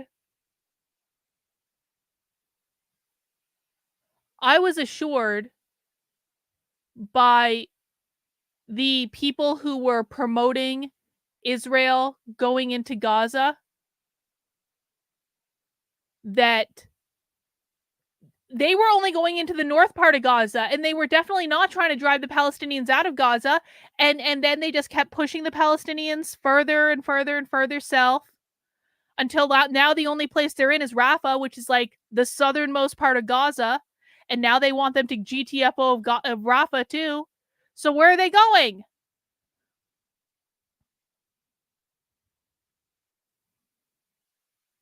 Oh, they're coming here?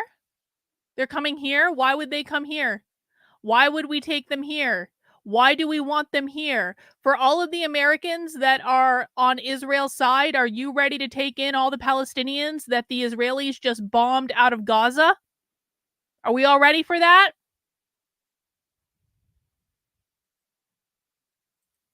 Bonds of old states can be dissolved and new ones formed. France is on its sixth republic. There used to be 2 Germanys, 1 Soviet Union, etc. And even under the notions of international law and diplomacy, there is no abstract right under international law for the existence of a state, nor any serious theory of international relations that advocates such, according to international relations scholar Scott Burhill. And so while all states lack the abstract right to exist, the need for Israel specifically to be done away with in order for there to be peace and justice, for that to flourish in Palestine, is because this entire mission, practice, and apparatus of the Israeli state is premised on this racist dimension. The Israeli state is unreformable in any real way. And I'm going to talk a little bit about its origin and then its current practice, and then talk about some of the solutions. So origin, the state of Israel, of course, was born as a project of settler colonialism, of the replacement of indigenous Palestinian people with a Jewish-only ethno-state. What does settler colonialism mean? Pop quiz for the chat. Said the state of Israel, of course, was born as a project of settler colonialism, of the replacement of indigenous Palestinian people with a Jewish ethno-state. What does settler colonialism mean?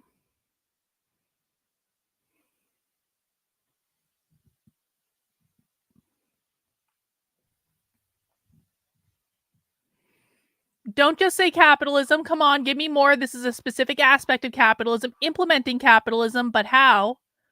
Don't just say capitalism. Privatizing land under capitalist oppression. Privatizing land.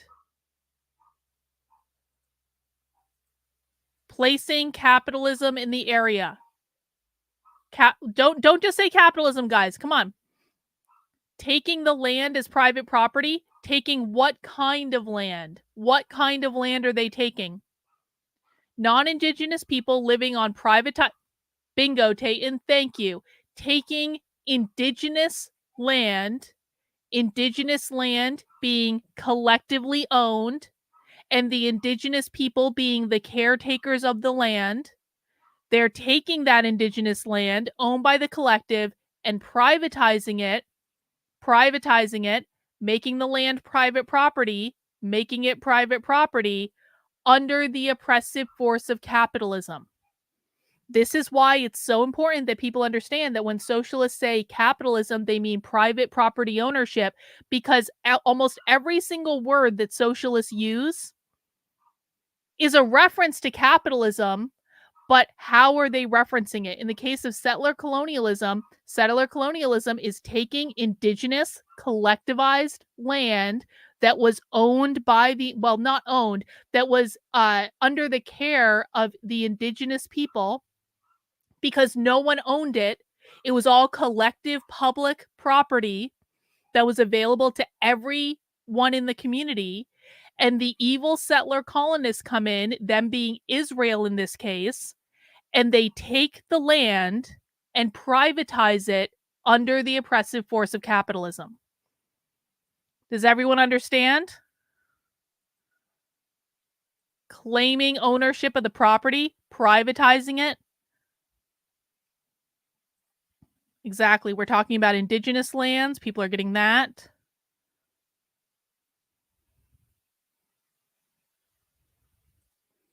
Thank you, Jeff. I really do appreciate it. Settler colonialism is the imposition of capitalist institutions on a people in order to exploit them. Yep. Introducing capitalism into resources where it didn't exist before. Yep. Exactly. Let's just rewind and listen again. Its origin, and then its current practice, and then talk about some of the solutions. So origin, the state of Israel, of course, was born as a project of settler colonialism, of the replacement of indigenous Palestinian people with a Jewish-only ethno-state. And so in the early 20th century, Palestine was a part of the Ottoman Empire. The fall of the Ottomans in World War I meant that the European imperialist powers carved up the Middle East with the Sykes-Picot Agreement into a mandate, Palestine, the Mandate Palestine, that Britain treated essentially like a colony. Britain, through the 1917 Balfour Declaration, which consisted of just over 60 words, agreed to the establishment of a quote-unquote Jewish national home in Palestine. This agreement was crafted between Lord Balfour, the British Foreign Secretary, who unsurprisingly perhaps was a notorious racist and anti-Semite who wanted to restrict Jewish immigration into Britain, and the Zionist organization of Theodor Herzl. The Balfour Declaration referred to all Palestinians as, quote, existing non-Jewish communities. That's how they conceived of the people in the region. And it's important to note in talking about the Zionist organization and their kind of influence or whatever, that as my comrade Sherry Wolf often notes, there were probably more Jews in the South Brooklyn branch of the Socialist Party at the time period than in the World Zionist Organization at the time. So Zionism, of course, is a modern political.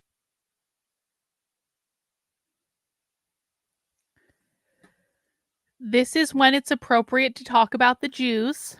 If anyone is holding back any comments about the Jews, I'm giving you a 2-minute period of time where you can talk about the Jews to your heart's content, maybe as many as 5 minutes, and then we're going to go back to socialism, okay?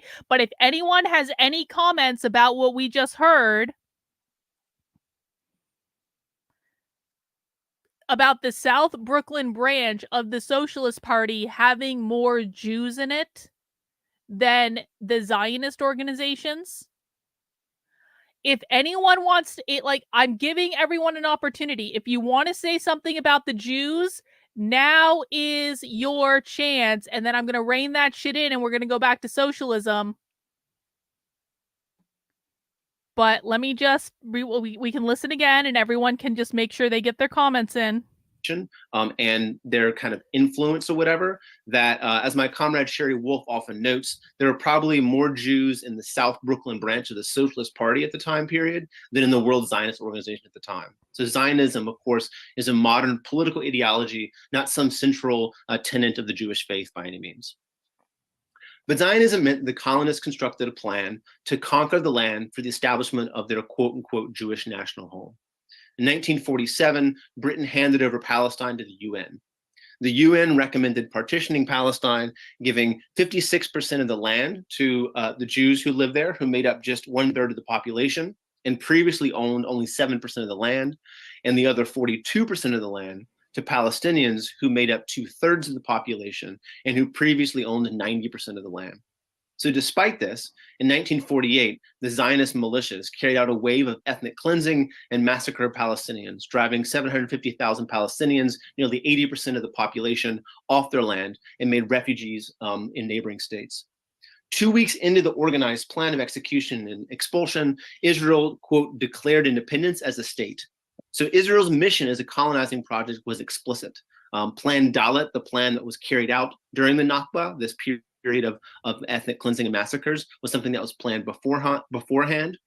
And Vladimir Jabotinsky, the more fascist inclined of the Zionists, wrote in 1923 that Zionism is a colonizing adventure, and therefore it stands or falls by the question of armed force. It's important to build, it's important to speak Hebrew, but unfortunately, it's even more important to be able to shoot, or else I am through with playing at colonization. So they were very clear what their goal was, and they carried that out despite all the machinations that was going on through international law. So Israel's existence as a state is actually one that has flaunted international law and so-called rights from its origin. The first attempt by the UN to mediate peace, as the Nakba was still unfurling, was the appointment of a Swedish diplomat to find a solution. And he was assassinated by Zionist terrorists at the Stern Gang one day after he presented his peace plan. He's considering Palestinians. And so Israel's racist character. By the way, most people consider Palestinians to be indigenous to that land. I hope people understand that, right? Like, most people consider Palestinians to be indigenous to that land.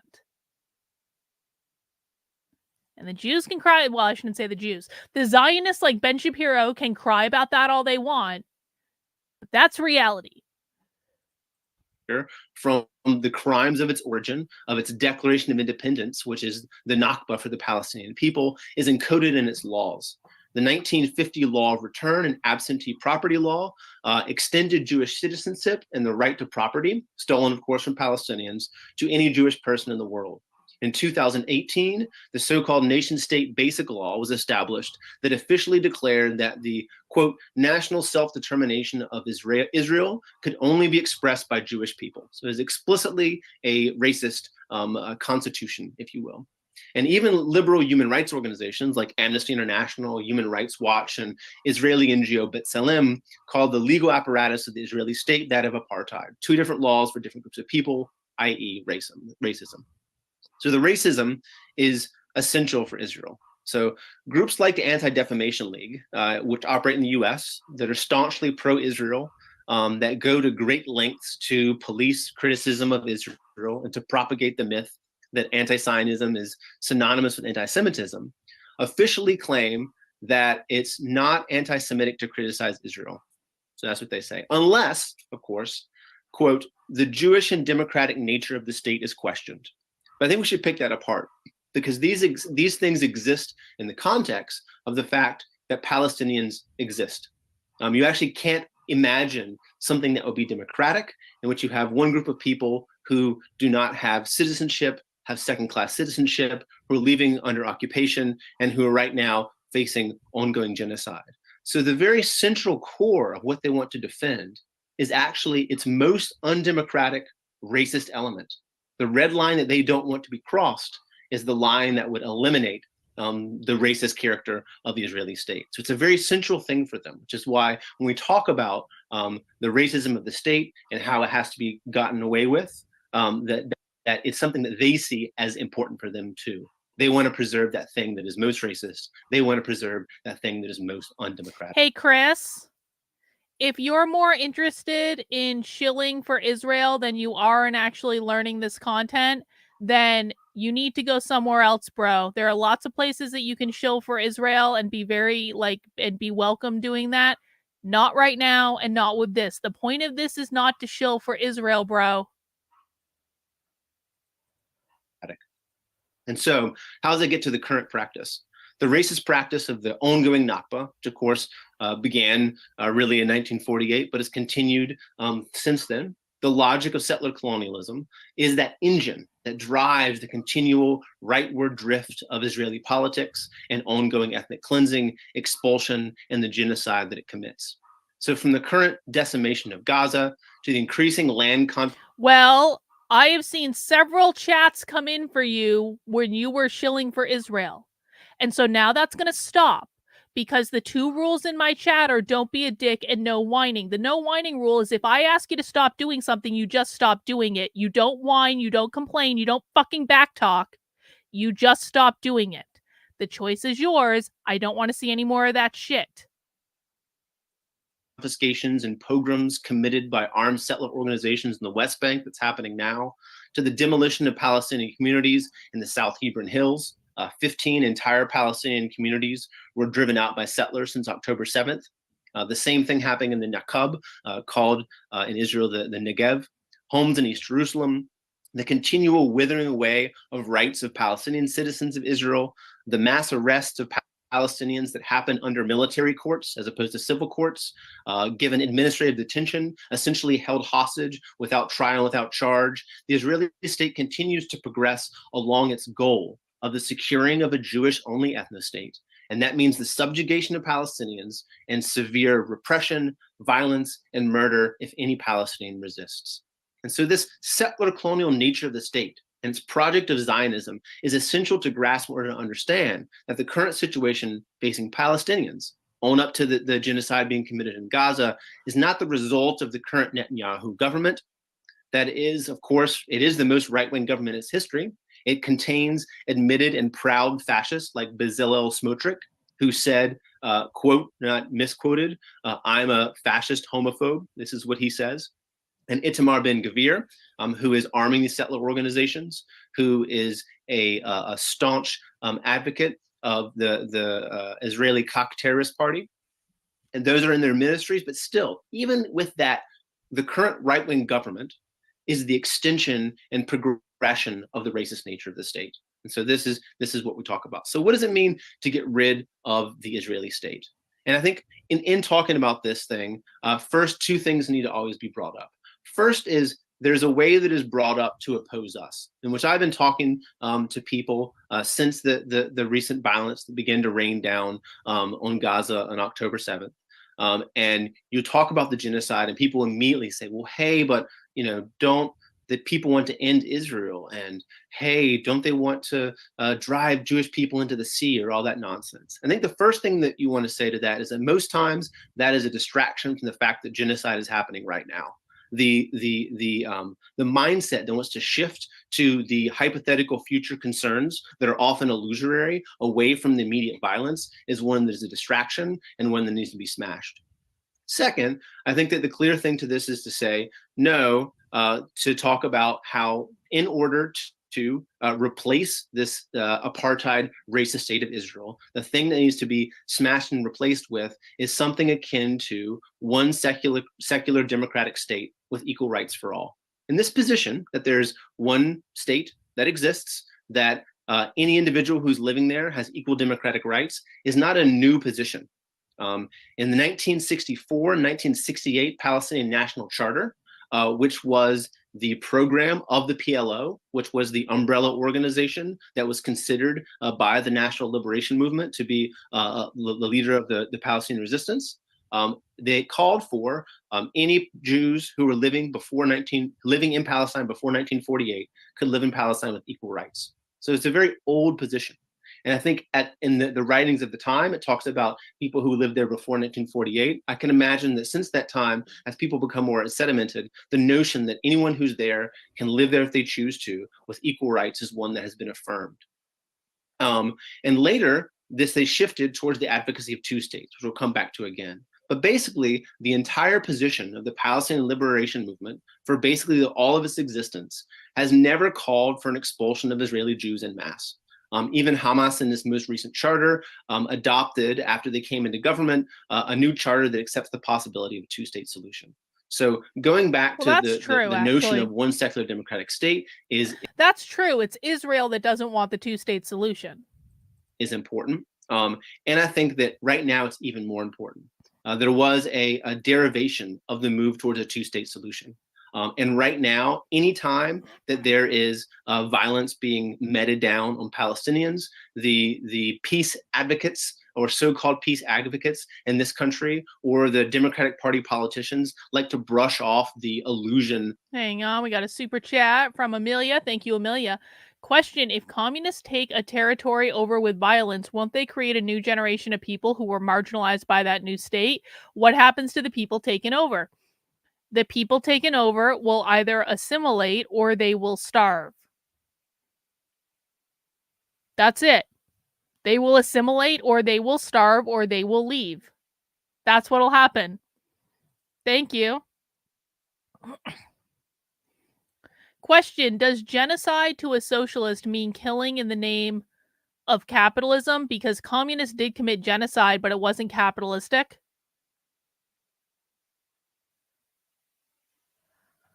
I don't get the sense that they only mean genocide in the I don't know. I don't know, Tayton. Maybe. I mean, it's an interesting question. I guess I just haven't thought about it before. This speaker very literally wants to overthrow the United States government. Don't get it twisted. Listen, guys, this is important because I know that many regulars of Socialism Saturday, we kind of agree that what Israel is doing in Palestine is not cool. Like, maybe not everyone agrees with that, but I think a fair number of people do. And it's been rather perturbing to come to the same position as the socialist left, because it's like we're supposed to hate everything about the socialist left, right? But sometimes they do actually get things right. And one of the things they have gotten correct is that Israel is genociding the Palestinians over land. Like, I'm sorry, like, maybe you disagree with me, but I think that they've gotten that right. And so, because I think many of us agree with that position, it might seem as though we are not listening to a revolutionary socialist right now. But don't get it twisted, bro. This person hates you. This person wants to overthrow the United States government. This person would kill you in a second if they could. Just because they don't sound revolutionary right now, because you kind of agree with their position, doesn't mean they aren't revolutionary.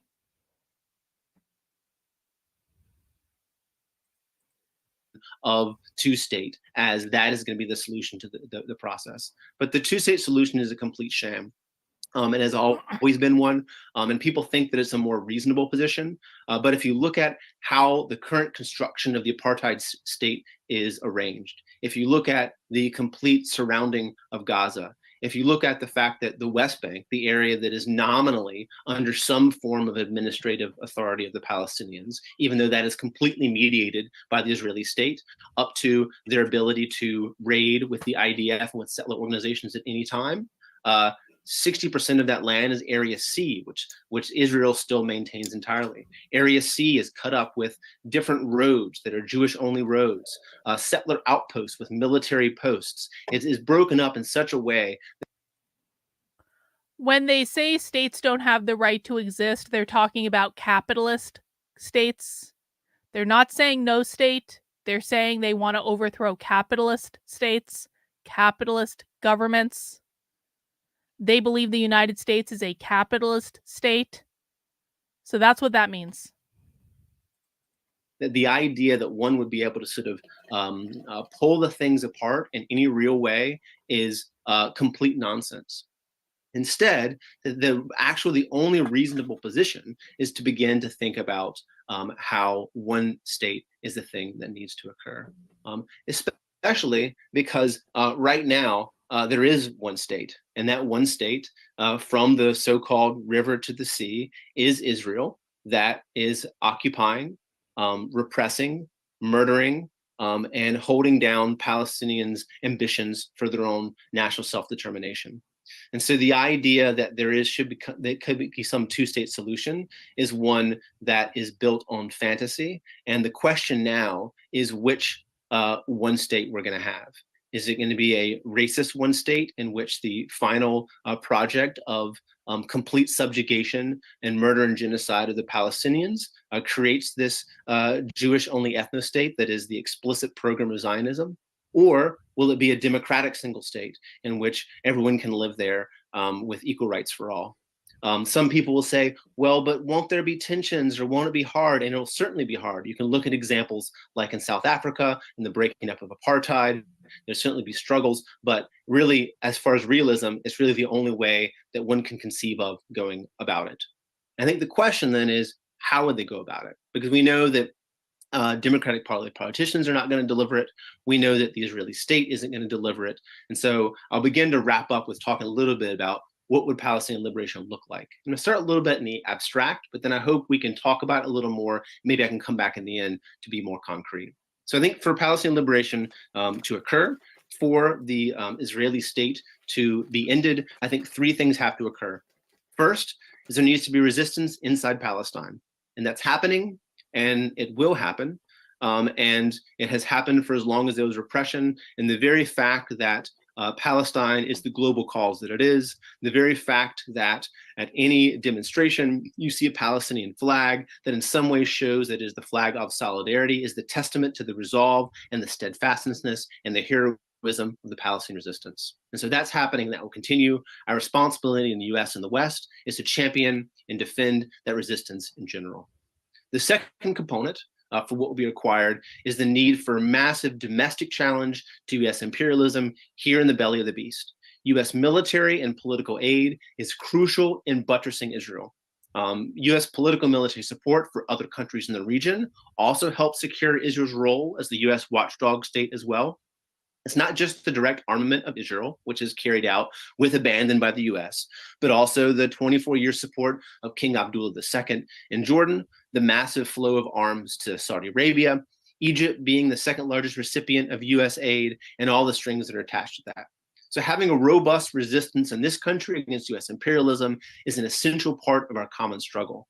This dovetails with the current slogan for ceasefire, around which people are rightfully mobilized. At the same time, as the movement is calling for ceasefire, by which I think most people mean stop the bombing, they need to point out that ceasefire is the absolute floor. Our task is to chart a course from there to ending US financial and military aid for Israel at its basis, and then I think the kind of revolutionary upsurges that will be required to actually take on US imperialism in its own capital. Hang on. Hang on. I just got a very important email.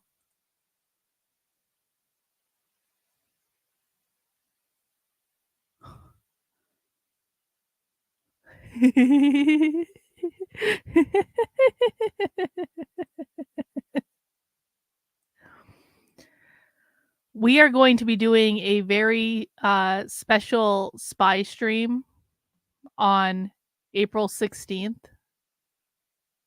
I want everyone, like, the only way to get access to Spy Stream is by becoming a supporter on my Substack, or you can become a YouTube channel member, you can become a Twitter subscriber.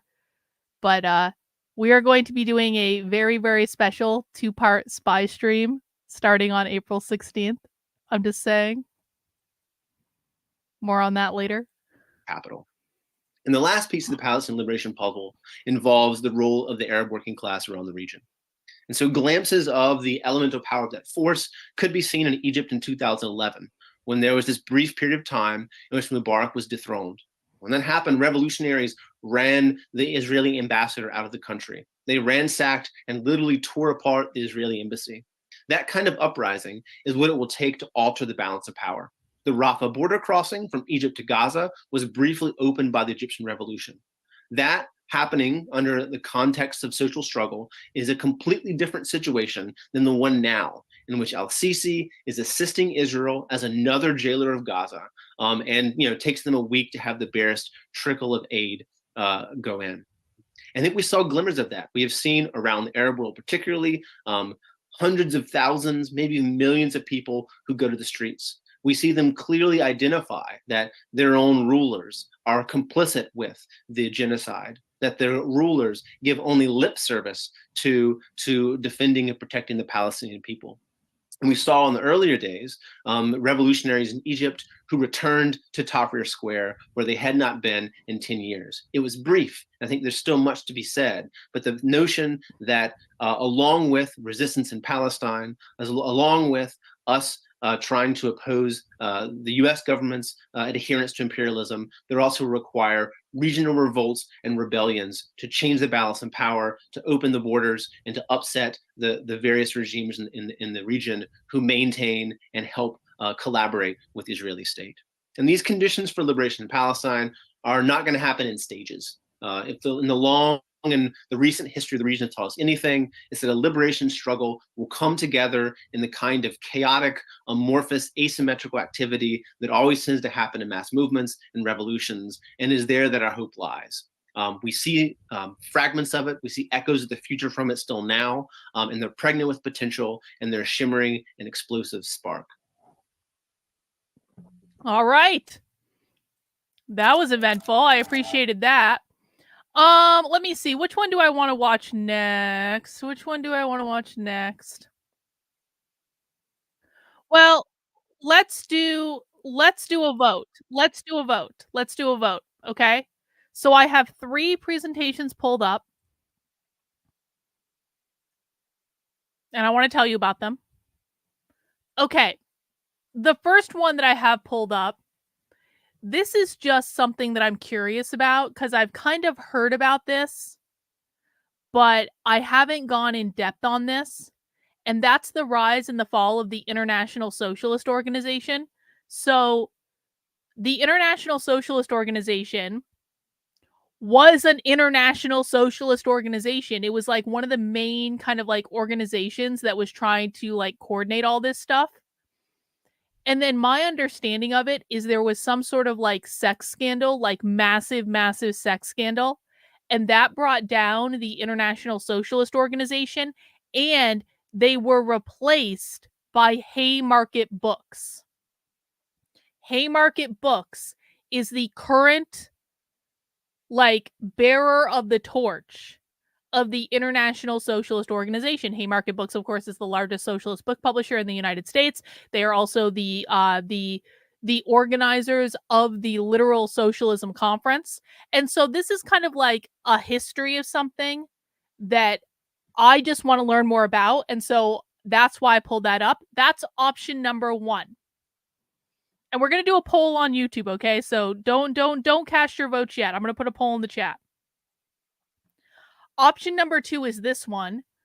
The Politics of Everybody, Feminism, Queer Theory, and Marxism at the Intersection. So I'm assuming this is going to be like a good deep dive into queer theory. So that's why I pulled that one up. And they don't have any description of these or anything. It's just like we're going based on the title, but that sounds interesting to me. The third one I pulled up is Confronting the Backlash, Socialists and Anti-Racist Struggle. Okay? So I'm going to put a poll in the chat.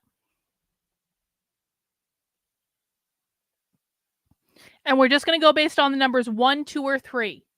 1, you're voting 1 for the rise and fall of the International Socialist Organization. You're voting 2 for The Politics of Everybody, Feminism, Queer Theory, and Marxism at the Intersection. Or you're voting 3 for Confronting the Backlash, Socialists and Anti-Racist Struggle. No, we're doing a poll. I don't want to have to count. Okay, so 1, rise and fall of the International Socialist Organization. 2, feminism, queer theory, and Marxism at the intersection. Or 3, confronting the backlash, socialist and anti-racist struggle. And we'll go based on the winner. You're right, Gray One. That does look a little bit like Jonestown, doesn't it? And I'm just going to give this about another minute. As you guys are waiting for the poll to wrap up, please make sure you have mounted the like button for me. Mounting the like button on YouTube especially lets YouTube to know that people appreciate my content, so maybe they don't shadow ban it so badly. So mounting the like button is actually really, really, really important. Per usual, there's a shocking disparity between the number of people watching right now and the number of people who've mounted the like button for me. So I'd appreciate it if we could get those numbers up. Please also make sure you are subscribed on whatever platform you are watching on, whether that be YouTube or X or Rumble. And if you're on YouTube, please make sure you also subscribe to my Rumble channel, just in case. I would appreciate that. We're going to do a Jonestown stream at some point. I just don't know when yet, but I do want to do that. All right, guys, it's tied. So now's your chance. I'm going to give it another 30 seconds. Oh, it's not tied anymore. Okay, well, it's close to tied. If anyone wants to, if it's tied, I get to choose. So we're going to go with 10, 9, 8, 7, 6, 5, 4, 3, 2, 1. I think it landed on number 2. Number 2, we are watching The Politics of Everyone, Feminism, Queer Theory, and Marxism at the Intersections.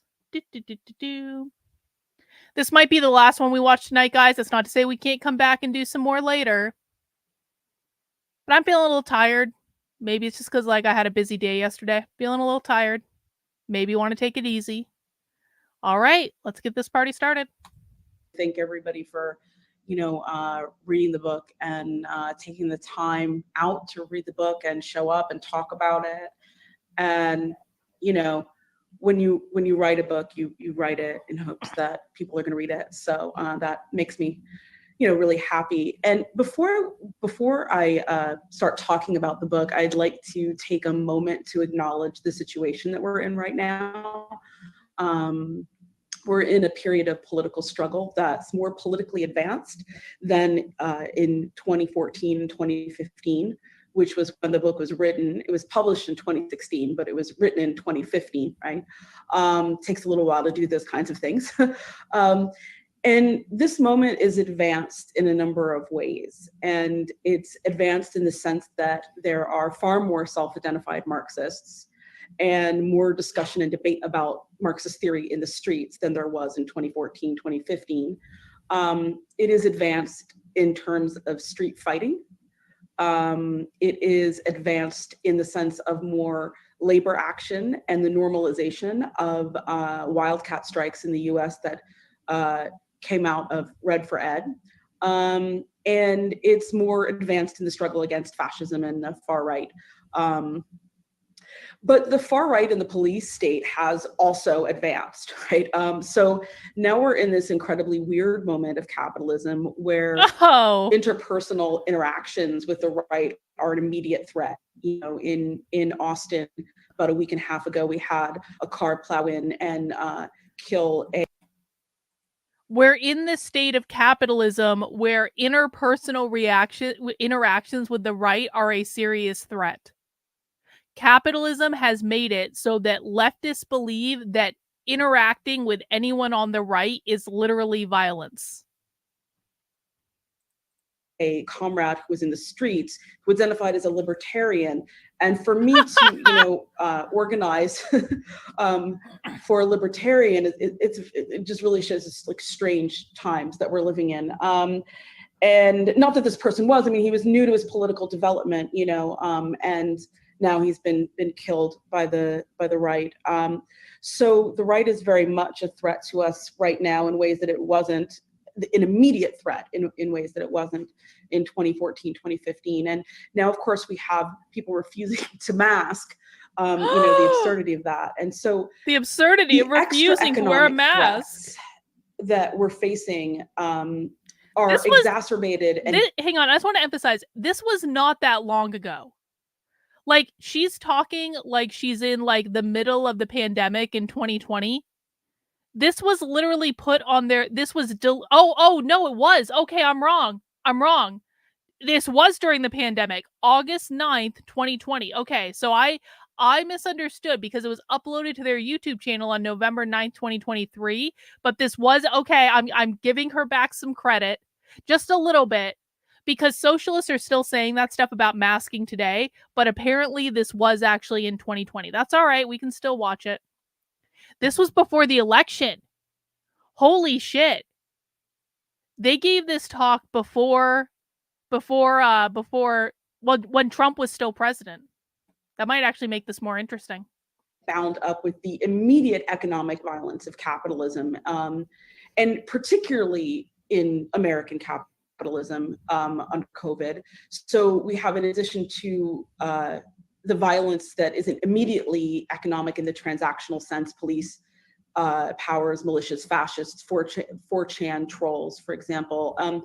We're also dealing with those 4chan trolls like mass unemployment, eviction, hunger, just massive assaults on the working class. And those of us who are, who still have jobs feel more stuck in them than ever. So I'm saying all of this. I feel like as socialists, we kind of give these overviews when we talk about things, but I want to talk about this at first because I want to emphasize the relative difference of the moment that we're in from when I was writing the book. But I'd like to also I'm bringing it up in an interpersonal sense as well. I want to acknowledge that I know that most of you are struggling, as is the entirety of the class, as am I. And I don't want to just theoretically talk above the situation or ignore the situation or start yapping about theory in a way that's disengaged from the reality of the moment or the reality of, the folks that I'm speaking to right now. It's hard in these webinar things or these, Zoom discussions, because when you're in person, you can read the room, but we can't really do that anymore. We can't really set a tone in a room anymore. So the first thing that I wanted to do was acknowledge that I know that you're here and I want to thank you for being here. And I know that this is a difficult time period. And so I think that it makes it extra important for us to come together and understand the interpersonal as much as the overarching theoretical questions. And talking about questions, so I'm going to jump into the questions that you've given me, and they've been such good questions and such generous questions that I think that I'm going to take up most of the time answering them. I am going to take them a bit out of order, though. So the first question that I'm going to answer that you sent in was, what was your inspiration to write the book? Was it based on specific experiences in organizing, whether successes or failures or both, or more from an intellectual drive to fill gaps in the body of theory or both? Okay, so, of course, it was definitely both. I'm not saying that because that's the easy answer to the question, but because problems of theory and practice are interrelated, and they're always interrelated, and they're mutually constituting. And to put it in Marxist language, they're dialectic. They're dialectical. They operate in a dialectic way. And I think that at the time when I was writing the book, there was a real political compartmentalization between struggles against oppression on the one hand and workplace action on the other, or even, socialist revolution more broadly construed. And I found that most of the Marxist approaches, including the one that I found myself falling into, were either hackish and extremely class reductionist, or completely moralistic, or usually both. And there was a suspicious lack of Marx in the Marxist responses. And, I guess I'll give you an example that some of you might be familiar with. Some of the hackish responses were, identity-based oppression arises from capitalism, so it'll all be sorted out when we get rid of capitalism. So you just need to focus on getting rid of capitalism right now. And let's just listen to that again. That was beautiful. You're with some of the hackish responses were, identity-based oppression arises from capitalism, so it'll all be sorted out when we get rid of capitalism. So we just need to focus on getting rid of capitalism right now. And the moralistic response on the other side of the equation is, okay, your oppression might only be tangentially tied to capitalism or some weird phenomenon arising from capitalism that none of us really understand, or it might even be unrelated to capitalism and capitalism's getting in the way of solving it. But I disagree with those class reductionists, and I don't have any clue about what you're going through and how it relates, but I'm here for you. I stand with you because you are oppressed, and I want to be a part of the tribune of the oppressed, and So the problem with both of these attitudes is that they externalize oppression as something that's separable from material social relations. And that's what I mean by class, the position of people within the development of forces within material social relations. Wait, everyday therapist.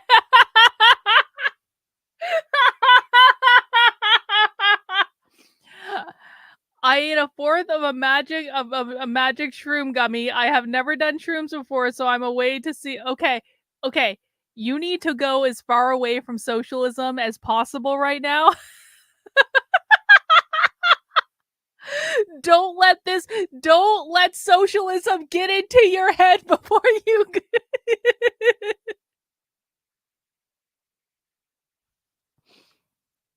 We love you, everyday therapist. Have a fun trip. Just remember, if it goes wrong, it'll be over eventually. Yeah, I was kind of thinking the same thing. She probably needs to eat a little bit more. I was thinking exactly the same thing. But that's okay. That's okay. Everyone's a beginner once. It's fine. So what's the solution to this double wrongheadedness, if you will? And I think that the class reductionist position, the so-called class reductionist position, is wrong on two counts. It's wrong about how oppression maintains the overarching general situation of capitalist exploitation. And class reductionists often complain about identity politics, but okay, guys, it's getting to the point where I'm starting to answer this question every single day. So I need everyone to listen to the answer. What can people on the right do? What you're doing right now. The most important thing that people on the right, or anyone that wants to push back against this, can do is to learn the language of the left. I know that's not the answer that you want. You want me to give you a list of tactics? And if you want a list of tactics, I literally wrote an entire book with 4 chapters of literal checklists of things that people can do. However, if you do not, one of the mistake I made when I wrote my book is I didn't realize the importance of learning the language first. The first thing you need to do in order for any of those tactics to be effective is to learn the language of the left. You need to sit down and listen and follow along. And this is the abstract answer that a lot of people don't like. You will know what to do when you have become fully fluent in the language of the left. If you have not become fluent in the language of the left, you will not understand. This is not something that you can take a shortcut on.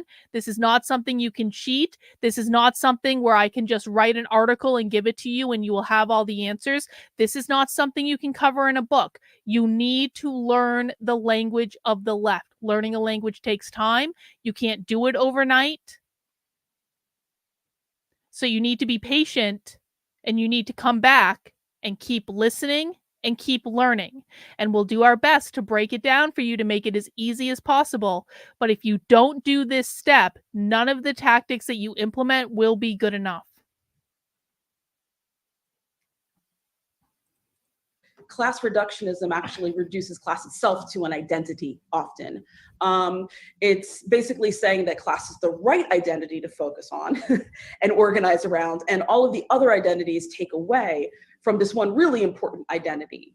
And it, when it gets really bad, it leads to a fetishization, and it turns class into this caricature of a certain persona. In the book, I call it Mallet Man. Others might call it, the white working class, maybe embodied by the male, 19th century industrial worker. But often this is thought of as like the normal worker, the standard worker, the heterosexual cisgendered and his guy and his wife, and they're the universal proletarian. And then, then there's other people that are also working class, but they have all these other problems, right? And so this kind of universalism is a reactionary universalism. And we're obviously seeing the political mistakes now that this kind of conservative politics leads to. And I think that the mistake of the position is, on one hand, it's an emotional mistake. It's callous towards the joy and the suffering and the history of other workers. And it marginalizes that reality and that reaction to the realities of class, and it feels threatened by it. And it feels, outside of it, right? Oh my God, there's workers that I don't immediately relate to. What are we gonna do? Am I being excluded now? So there's this kind of emotional mistake that I think happens. And on the other hand, you have that other problem of the, the moral response of, I don't know how this relates to socialist revolution, but I stand with you. And I think that that's a pretty decent first emotional response. And I saw a lot of this with trans issues back in the 2010s. You'd have socialists saying, man, I don't have any fucking idea what this has to do with capitalism, but I'm all against oppression. Wow. And I recognize that trans people are oppressed, so I stand with you. And I mean, this is, like I said, this is a good first response when you don't understand something. What she's talking about, she's talking about queer Marxism co-opting economic Marxism. Do people understand that? There used to be a land in which the socialists were mainly concerned about economic issues. And then the queer Marxists came in and made socialism about cultural issues and about identity. And the economic socialists, like the ones we're going to be talking to next week, were like, we don't really understand what this has to do with economic Marxism. And yet, for years, the queer Marxists have been co-opting the economic Marxists, which is exactly what the queer Marxists have done. The queer Marxists are like other groups that have been kicked out of like all those countries. They come in and they take over, and everyone's just like, let's all just get along. We're all on the same team, bro. And then the group comes in and they take over everything and they fuck everything up because they're like a parasite. The queer Marxists are like a parasite. The queer Marxists are basically like, they're like Invasion of the Body Snatchers. The economic Marxists think it's just about being nice to everyone. The economic Marxists think it's just about including everyone, and that means trans people too. And we're going to be no. They're doing invasion of the body snatchers. They're coming in. They're going to co-opt your movement. And what they're talking about here is when this really started, like, looking back, all these queer people are coming in. Like, well, I guess that's okay. We need to include them too. And then they co-opt it. And they make it theirs.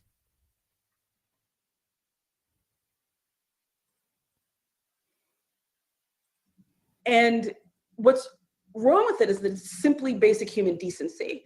It has no explanatory power. So it's a good first instinct for a Marxist. We want to have basic human decency, but we eventually need to have to try to understand a situation through material social relations, or else what we're doing is just liberal politeness. And that liberal politeness dismisses the gravity and the fullness of both people's oppressions and their resilience and what that resilience means to them. So it actually becomes a barrier for understanding. I wouldn't phrase it that way, Tayton. Like, intersectionality is a component of this, but it's not intersectionality. Like, she's not referencing intersection. I mean, not in the way that you're thinking. I would not frame it in this particular way. How to stand up for other people in the class, how to build solidarity with people in the class, how to listen to people in the class, the whole 9 yards. So, I knew on a gut level that we needed to go beyond this, because the base of Marxist economics is that economics is not just some kind of external aspect of social life, but that everything emerging from a society is shaped by, if not invented by or created by, its material social relations. And that means that there isn't just class and other identities. That means that the way that social reality is formed is through these material social relations. So living within the capitalist mode of production, our communal and our personal lives are forged through the crucible of capitalist social relations. And because it is our collective totality. And so we can look at everything through a Marxist lens. So I set out to look at queer existence through a Marxist lens in the book. And curiously, that meant turning away from, not entirely, but maybe backing up from Engels's rather interesting but rudimentary analysis of gender, which was kind of put Engels forward did an in the analysis 20th of century gender. as sort of the end all and be all.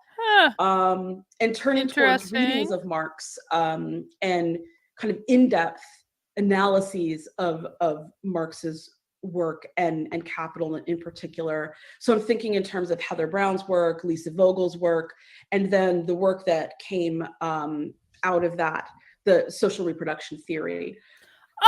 So I think that the most straight social reproduction theory. Hello. And they're saying that social reproduction theory is related to Engels' analysis on gender. Pop quiz for the chat. How is social reproduction theory related to gender? This is going to be a little bit more of an advanced question for people who haven't been around. So if you don't know the answer to it, don't worry about it. How is social reproduction theory related to gender? Simone de Beauvoir borrowed her feminist Marxist theory from Engels' view on gender relationships. Oh, I didn't know that. Thank you, Rottweiler.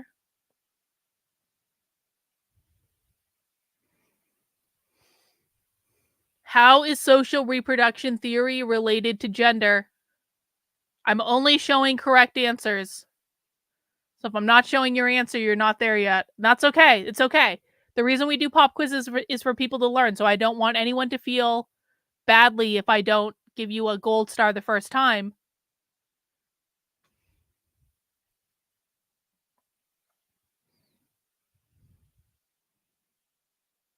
That's close, Adrian. It's close. It's close. I'll show it because it's close. Capitalism created the gender binary to reproduce capitalism by creating gender roles. The piece that's missing is Tom has it, though, because capitalism created the gender binary, which formulates the nuclear family, which upholds capitalism. And the nuclear family, via social reproduction theory, is the literal means of production of capitalism. Gender upholds the binary, which upholds the nuclear family, which upholds capitalism. Yep. The gender binary relates to capitalism by capitalism created the gender binary. The gender binary didn't create capitalism. Capitalism created the gender binary. And I think that's what you're saying. It just might be awkwardly worded, Reagan. And the binary created the nuclear family. Social reproduction theory reproduces the nuclear family. The gender binary is created by capitalism, is the basis for families, the support and continue capitalism. That's social reproduction theory. Jeff, it's not the gender binary that perpetuates it. It's the nuclear family that perpetuates it. But the gender binary, which was created by capitalism, created the nuclear family. Gender roles contribute to the creation of the nuclear family, which reproduces and perpetuates capitalism. Gender binary was created by capitalism and the nuclear family, which reproduces capitalism. Indeed, indeed, indeed.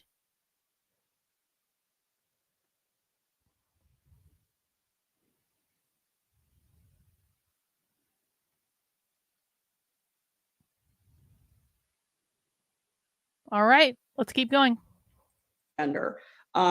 Which was kind of put forward in the 20th century as sort of the end all and be all. And turning towards readings of Marx and kind of in-depth analyses of Marx's work and Capital in particular. So I'm thinking in terms of Heather Brown's work, Lisa Vogel's work, and then the work that came out. By the way, we've watched Lisa Vogel. I don't know if people remember this, but we've literally watched Lisa Vogel talk about social reproduction theory. It was in one of the Abolish the Family presentations. I love Carlin's body language finger explaining of queer socialists co-opting economic socialists, very artsy. Well, it's more to keep myself. It's like I go, like I can see the visual in my head, so I go da da da da da da da. It's like it's more for me than it is for you guys, but I appreciate your appreciation of it. Thank you. Out of that, the social reproduction theory. So I think that the most straightforward argument of the book is me saying in 2014 or 2015, hey, let's stop talking about queer consumerism and bad gays not being radical enough and all that, and start looking at how the reproduction of bad gays not being radical enough is homonormativity. We learned about homonormativity in that in the Queer Marxism Manifesto, where they were complaining about bad gays not being radical enough. Capital requires specific gender the reproduction of capital requires specific gender development. It requires gender to exist in a particular way. And then queer oppression is intimately related. Capitalism requires gender to exist in a particular way. What she means by that is the gender binary. It means men and women. Capitalism, in order to function, requires the gender binary to exist in a particular way.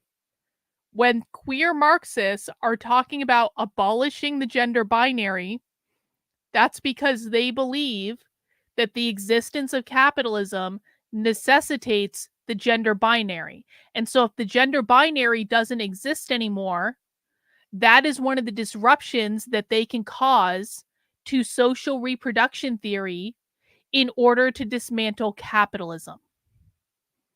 We're going to rewind and watch that again. I just want to make sure everyone's clear about that.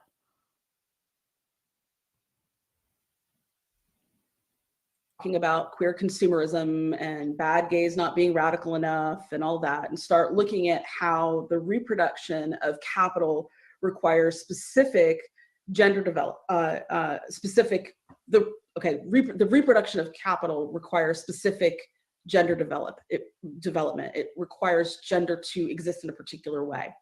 And then queer oppression is intimately related to that particular mandate. So how do we understand that? That becomes the central point of the book, you know.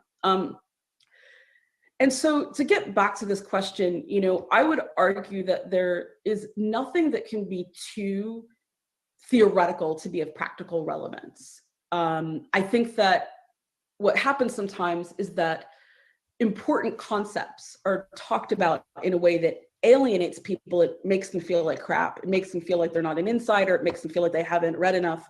It makes them feel like they can't participate in the conversation. So it gets dismissed as like, oh, it's just a bunch of theoretical bullshit. And then, you know, you people, you know, we're in the streets doing important things, and, you know, we don't need all that theory or whatever. But it's simply because the communication isn't, that people are talking over people and not talking with them and thinking with them actively in the streets, and as many of us are now, you know, I guess in our online worlds with one another. So that is the first question that was asked me. And the second question was this. Let's see. You're explicit about addressing different audiences, specifically people coming to the table from Marxism, from feminism, and from queer theory. Can you share some responses to the book? Well, yeah, I mean, this is the problem. This is what I keep saying over and over and over again. If you listen to socialists, they will literally explain this stuff. It's just that every single goddamn conservative influencer refuses to listen. It's just, it's amazing to me. It's like, I thought when we first started doing this, I thought I was going insane. Because I was like, they're just telling us. Like, there's no mystery here. Like, we need to figure out exactly what the language means, and that's fine. But it's like, they're telling us what they're doing. They're literally putting it on the internet. All we need to do is listen to what they're doing. We just need to find their videos and then listen to their videos, and they will tell us what they're doing. I thought I was going crazy. I was like, this is too simple. Like, and then I realized that conservative influencers had no desire to understand what they were doing because they just refused to goddamn listen. Exactly. It's almost like conservatives think they'll get cooties if they listen to socialists. Just watch a presentation. You don't have to like me, man. You don't have to like my tone. You don't have to like my haircut. You don't have to like my tattoos. You don't have to like me at all in any way. Just listen to the goddamn presentation. Anyway. Well, this is true.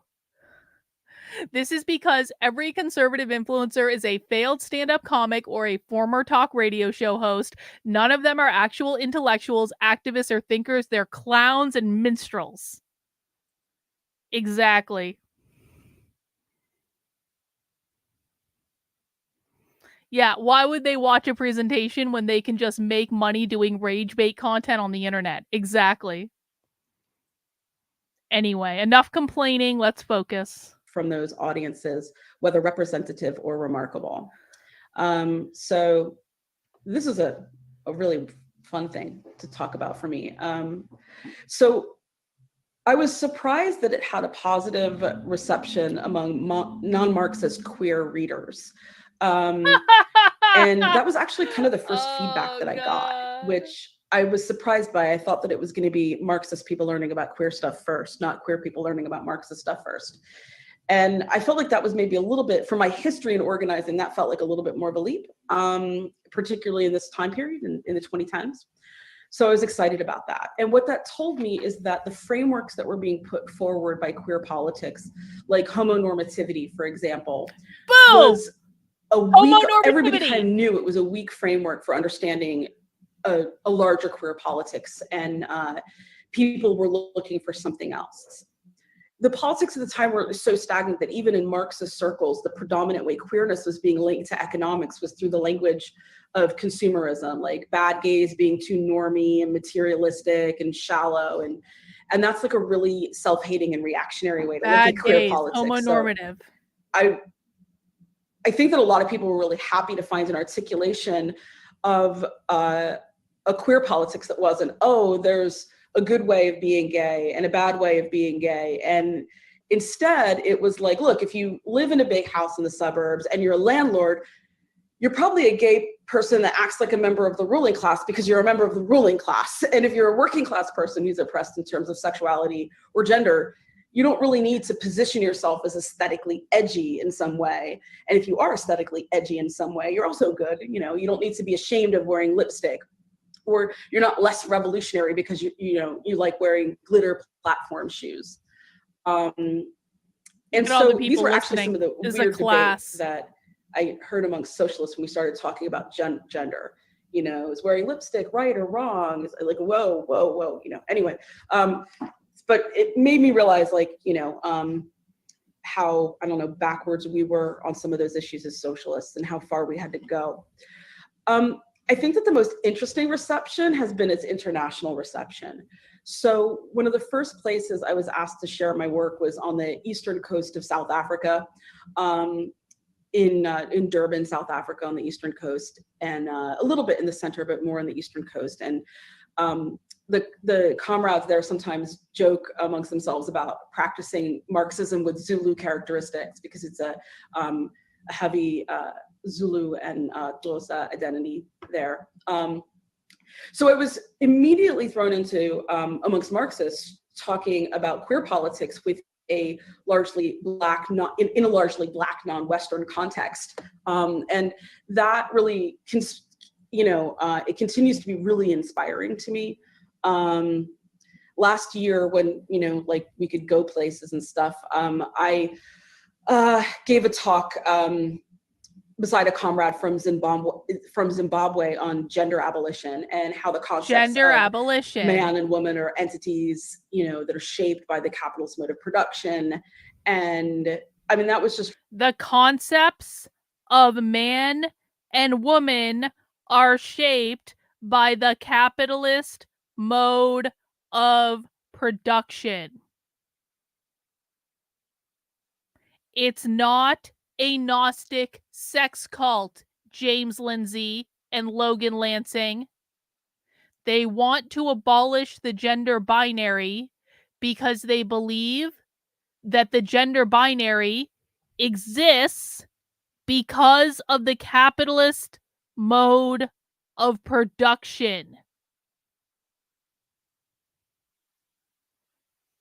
This is a presentation 4 fucking years ago. James Lindsay could have watched this presentation. I wasn't even paying attention to this stuff when this presentation happened. This is a presentation from 4 years ago. And they're saying exactly the same thing 4 fucking years ago that they're saying today, that we also heard them say, by the way, in 2009, in a lecture at Yale University. They have been incredibly consistent for years and years and years and years. For at least 15 years that we've seen, they have been saying exactly the same thing. People think that this is all word salad, that they're making it all up as they go along and it just doesn't make any sense. No, it makes perfect and complete sense when you understand their language and you realize they've literally been using the same talking points for minimally the last 15 years and probably a lot longer. Let's listen again. On gender abolition and how the concepts of man and woman are entities, that are shaped by the capitalist mode of production. And I mean, that was just... Man and women are entities that have been shaped by the capitalist mode of production. And that's why we need to abolish the gender binary, because it was shaped by capitalism. It's really exciting to me to see how globally, comrades were just grabbing quickly onto the issues that we were talking about. And there was this, I don't know, this strange, interesting universalism and diversity that was actually playing out in person that was exciting to me. So, you know, the other thing was that meeting with and learning about the organizing challenges of comrades around the world made me realize how specific gender production can be in a particular region, and how that specific manifestation of gender and queerness is tied to the historical reality, the historical material reality of that particular place. And, you know, okay, like, let me see.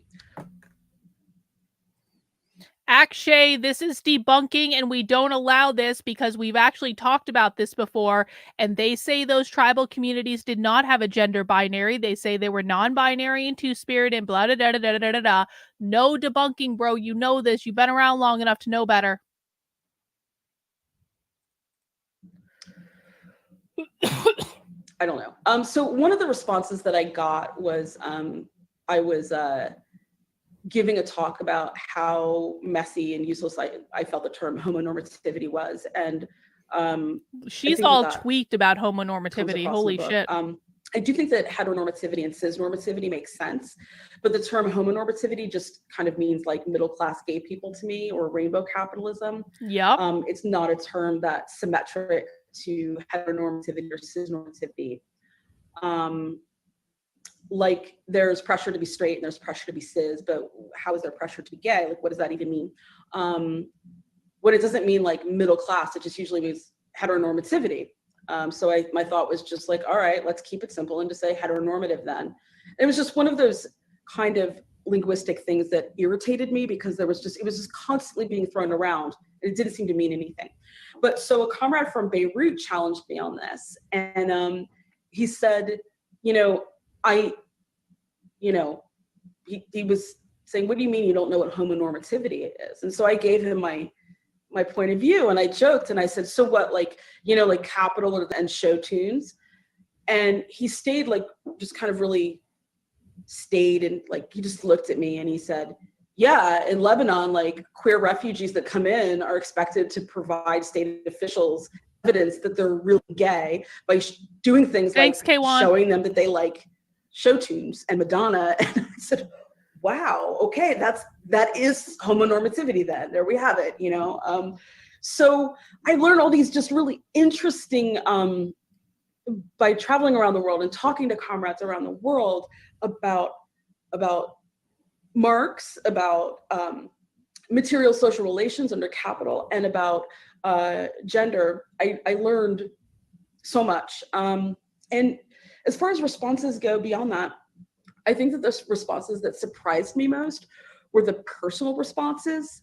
One woman told me that she read a particular passage from the book every night before falling asleep. And, you know, I wasn't expecting people to respond in any way like that. I did not think that people would find personal meaning in the book to the extent that some people have. And that's really meant a lot to me, because I guess that means that, you know, what if I fucked up something in my political analysis, at least it inspired a comrade to go on for another day. So that's, you know, it's good. So those were some of the reactions that I had. All right, next question. So if you could write an addendum 4 years after The Politics of Everybody was published, how would developments of the past 4 years, specifically the collapse of the ISO and Me Too feature? Are there conclusions that I've reassessed, or ideas that I only... The ISO and the Me Too thing, they just reference what I was talking about earlier with the fall of the International Socialist Organization being due to like a massive sex scandal. We'll watch that video at some point. Wish would have gotten a greater hearing. So as I said earlier, I think that a lot of the things that I was saying were very context dependent on the moment. International Socialist Organization, in the future generations look at them and they go, wow, what were they going through at that time period where they would even think such weird things? Hopefully there would be an advance in the thought. So, you know, at the time when I was writing, the Marxist movement was really stodgy, I guess you could say. Like, I found that the Marxist movement was largely embracing second wave feminism, particularly the revolutionary Marxist movement. And second wave feminism was being approached in this way. It was like almost like boomer feminism or something like that. Boomer it was feminism. Really strange. So I think that if I was adding something, I would maybe go a little bit further in certain directions. I would use I would put a standalone chapter that could be used practically to fight TERFs and SWERFs. Because one of the reasons I wanted to write the book was for trans and intersex comrades. And I haven't noticed the book being used specifically to put those arguments to rest, which means to me that I wasn't clear enough. As far as the Me Too question goes, I think that it's a hard question. I would not add it as some kind of addendum, because it goes into this kind of interpersonal territory I was talking about that the Marxist movement has so far, as of yet, not been equipped for. And I think that the answers do come from incorporating the histories and the knowledges of Black feminisms and non-Western feminisms and queer feminisms. This is not to replace, a Marxist economic assessment, but to supplement how we interact with one another. The title of The Politics of Everybody is in part about not understanding totality as a monolith or a single universal set, and understanding the dialectical relationship between totality and the interpersonal. So instead of tacking on a Me Too comment onto the old book, one of the things that I'm working on is a new book that looks at some of these questions through a Marxist lens. And my next book is going to be no less Marxist, but it's going to be much more concerned with an economic, material, social analysis of the interpersonal more directly. And also, some good news here. You will find out how I'm going to handle some of these questions in an addendum, because the book is The Politics of Everybody is being re-released with a new preface. I have yet to write it, but that is in the final stages of being worked through with the publisher. So when I do write it and it is published, I will make sure to send a copy to everybody in this reading group, so that you will have the, I suppose you could say, updated version of the book without having to go out and buy the new one. How am I doing on time? There. Am I doing okay on time? Yeah, you're at like 24 minutes. Fantastic. Sounds good. Okay. So next question. Your book lays some special emphasis on class as the central factor in understanding the world, and in contrast to much queer nationalist politics central to how we organize to change it. In the past several years, since the rise of Sanders, we've seen a growth in proudly class reductionist social politics, such as the right wing of the DSA, Adolf Reed, Shiver, a thinker you cite positively in the third chapter. What do you see as the limits in a Marxist politics that downplays oppression, by analogy to your analysis of queer nationalism, a class nationalism? Queer nationalism? What the fuck? Class nationalist politics is terrifying to me. Funny story talking about how local the idea of queer nationalism is, before I get into the Chibber question, is when I was in Croatia, I was talking about the queer community. So I was giving a talk in Croatia, and I was talking about the queer community and the problems with the conception of the queer community and queer nationalism. And people had the hardest time fathoming what I was talking about. Oh, good. Oh, good. Oh, awesome. Awesome. Israel's now going to bomb the shit out of Iran. Oh, that's just great news. That's great.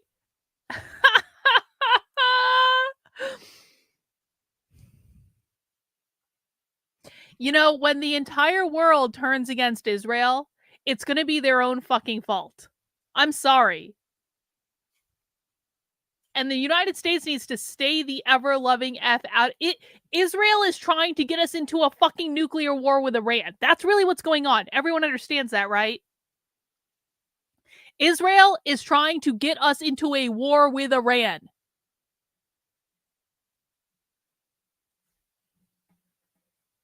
Fucking hell. Like they were just, so people were asking questions like, do you mean, is there a movement to like have all the queer people living together in a community, like in a large building together? And I said, no, not at all, you know? And then when I tried to describe it more, they'd say like, so you mean like, you know, the work of political organizers that are agitating for, you know, for queer rights in the streets? And I was like, well, no, it's not that either, right? Not everybody's political that would identify, you know, as part of this community. So I realized, like, with the difficulty of explaining what that is, how specific some of these questions are to histories of locations, to, you know, the histories of capital in particular locations. So the chibber, yeah. It's definitely the most yikes part of the book for me. And it's not because my position has changed at all, as much as it is my interpretation of what I thought chibber was trying to say is no longer plausible, right? So I was looking for a framework for thinking through internationalism and the problem of universality. And when I read Chibber's work, arguing for kind of a return to material assessment and to a return to universalism, I thought that I could insert a more complex, more open-ended concept of universality in there. And I mean, I'm not a Maoist or anything like that, but I was and have been on a philosophical level influenced by Elaine Badiou's work, particularly when he talks about this concept where he— And remember, guys, Israel's still going to be sacrificing that red cow that they think is going to bring about the Messiah, and that the Christians are convinced is going to bring about the Antichrist. So in conjunction with Israel bombing the shit out of Iran to try to pull the US into a war, they're also going to be doing a ritual sacrifice that hasn't been done in 2,000 years to fucking burn a cow to bring about the coming Messiah.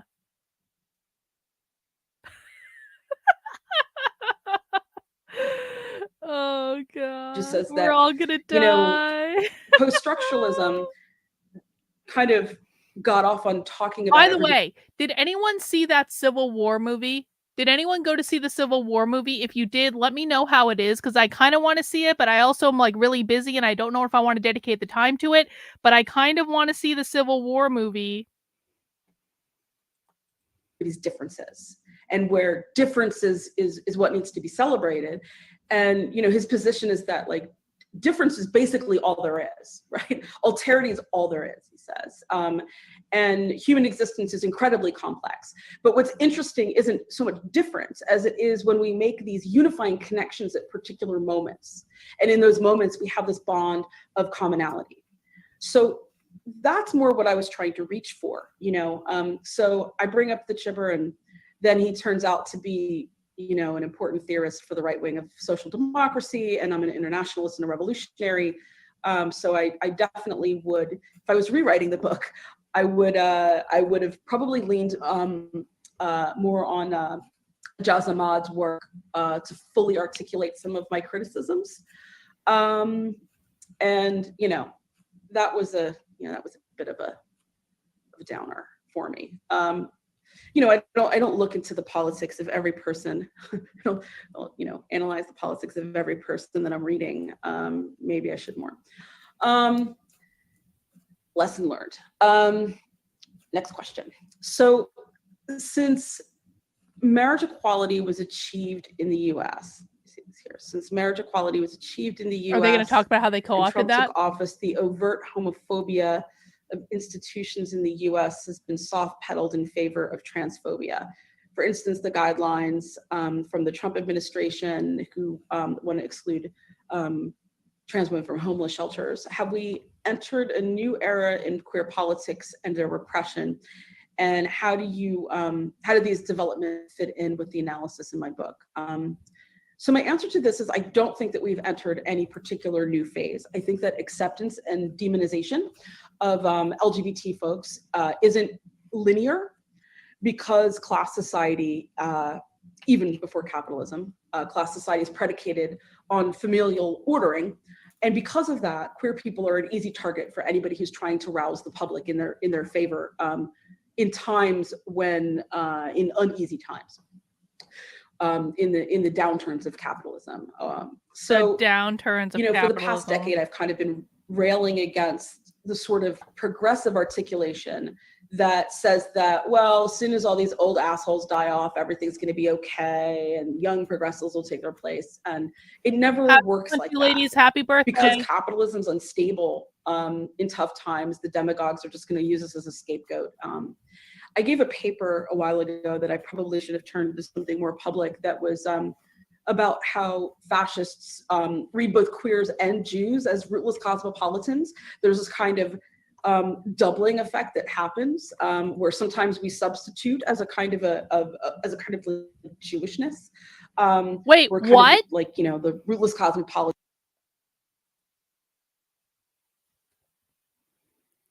They're saying that capitalists view queers and Jews in the same way?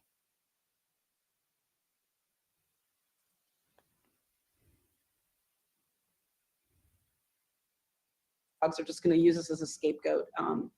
I gave a paper a while ago that I probably should have turned into something more public, that was about how fascists read both queers and Jews as rootless cosmopolitans. There's this kind of doubling effect that happens, where sometimes we substitute as a kind of Jewishness.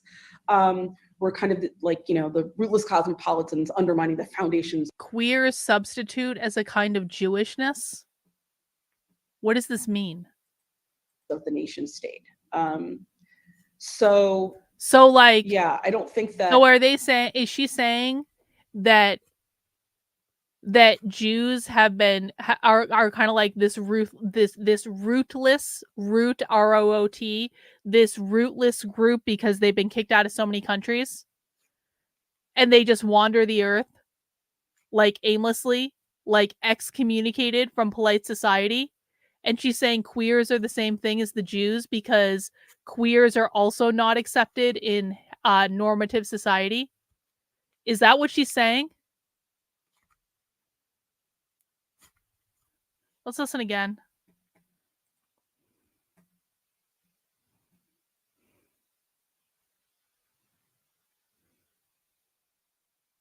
Young progressives will take their place, and it never works like that. Because capitalism's unstable in tough times, the demagogues are just going to use us as a scapegoat. I gave a paper a while ago that I probably should have turned into something more public, that was about how fascists read both queers and Jews as rootless cosmopolitans. Hang on. Akshay, we've covered this before. This is not an own. They're specifically talking about Israel when they say that, the Zionists, the settler colonists in Israel.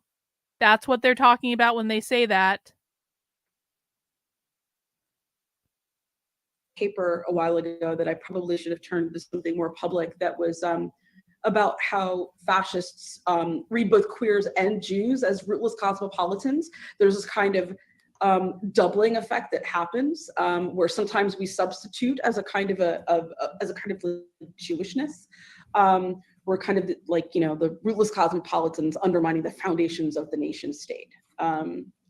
So yeah, I don't think that, just as anti-Semitism comes up again, right? I think that queer politics is going to come up that way. And when I wrote the book, there was this idea, there was a sense in the world that gay and lesbian identities were co-optable, but trans identities were somehow immune from co-optation by capital. And another thing that I've long argued is that capitalists will profit off of anything. And then shortly after that, we had Wells Fargo dressing up their headquarters in the trans flag to make a particular political point.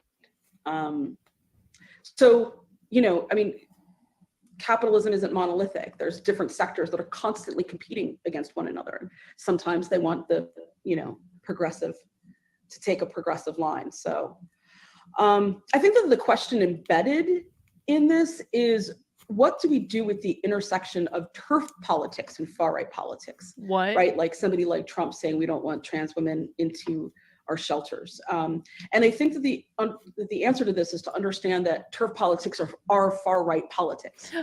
There's no reason to, gatekeep genders. The TERFs will be thrilled to hear that. I mean, if we go back to the Internationale, right? What are the lines? No more traditions change shall bind us, right? So like clearly we've always sensed that somehow relying on tradition is connected to exploitation. The question has always been to figure.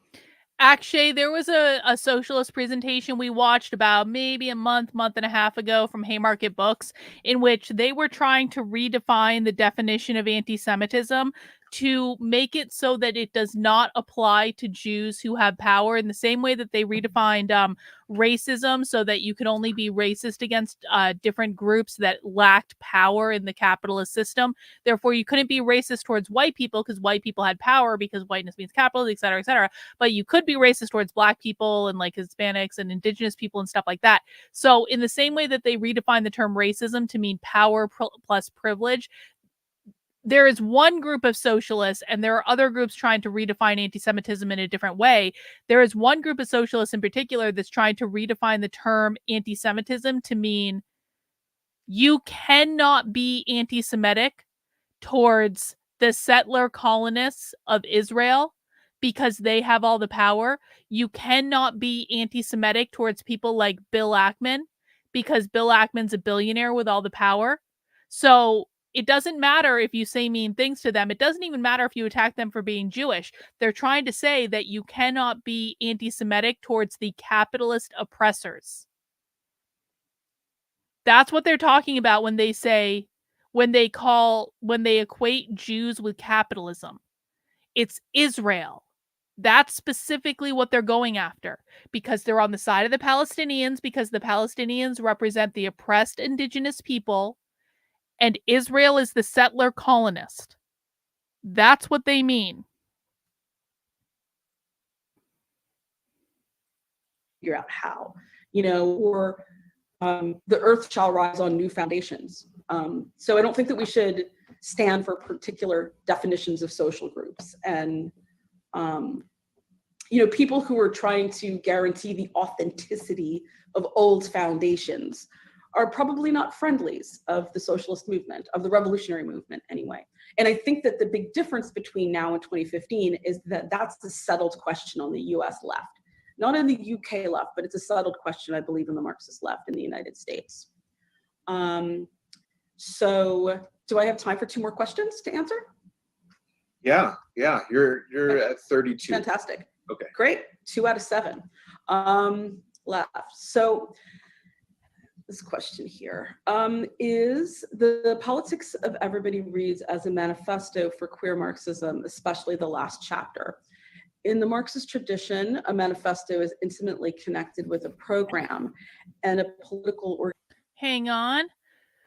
Do we know, thank you, Jeff, for the super chat. Do we know socialists and communists are anti-sport because sports are inherently competitive? Well, I mean, I don't know that they're anti-sport, but what I will tell you is that in their socialist daycare programs, they specifically push games for kids that are not competitive. Like, the whole point is like, we're sharing resources, we're all helping each other. And so like socialists have literally redone the game Monopoly. There is a socialist version of Monopoly that is just not competitive. And it's not about getting the most money and building the buildings and stuff like that. It's about how do we work with each other to accomplish things. I don't know exactly how the game works because I didn't buy the game, but I've seen the game. I saw them sell it in a bookstore. And so they do, like, I don't hear socialists talking about sports all that often. And so I have to assume that it's not really something that they're kind of into. Even if you go onto like their personal feeds or whatever, they never talk about sports, except if it has to do with trans women in sports. That's a different thing because that's about identity and oppression and but like, are they sports fans? I don't think so. That's a really good point though. I hadn't thought about it like that. Organization which can bring that program into being. In the US and many other countries, there are only small and scattered groups that even recognize the need for the kind of organization your manifesto like text presumes is a goal. What are the forces that will build a mass organization dedicated to queer revolutionary Marxism, and how can we build them? So yeah, I think that that is a great question. It started making me think about manifestos in general. And, you know, yeah, I think that even beyond Marxist manifestos, that manifestos do imply some kind of group allegiance, even if it's tactical and temporary. So yeah, there's definitely no group I'd identify as the leader of the world proletariat right now, or even the precursor to that sort of group. And if anything, going around the world and talking to people and meeting with other Marxists is only, you know, understanding more richer in my mind than it was before. So, but there are people around the world who are anti-capitalists and who are communists of some variety. And many of those people are turning to Marx for their understanding of what it means to be a capitalist and what it means to be a communist. And I'd like to think of my book as preparatory in some small way. So if there ever is a global force that could end capitalism, that global force would need the solidarity of the whole class, very broadly construed. And I think that it means that we need to have the capacity to build a force that's solid enough that it won't, you know, break apart in the air due to turbulence, you know, excuse the metaphor there. So I'm just kind of hoping that this book or anything else that I write is clarifying enough to help towards that project. Of course, I would like to see Marxists take up. I wish there was some kind of organizing force that could help us in this moment, and there isn't. But I do think that in the imperfect ways that interesting, Akshay. Hopefully by the time that we have such a group, some of these questions won't even be questions anymore. They'll already be answered, and it'll be that much easier for us to organize.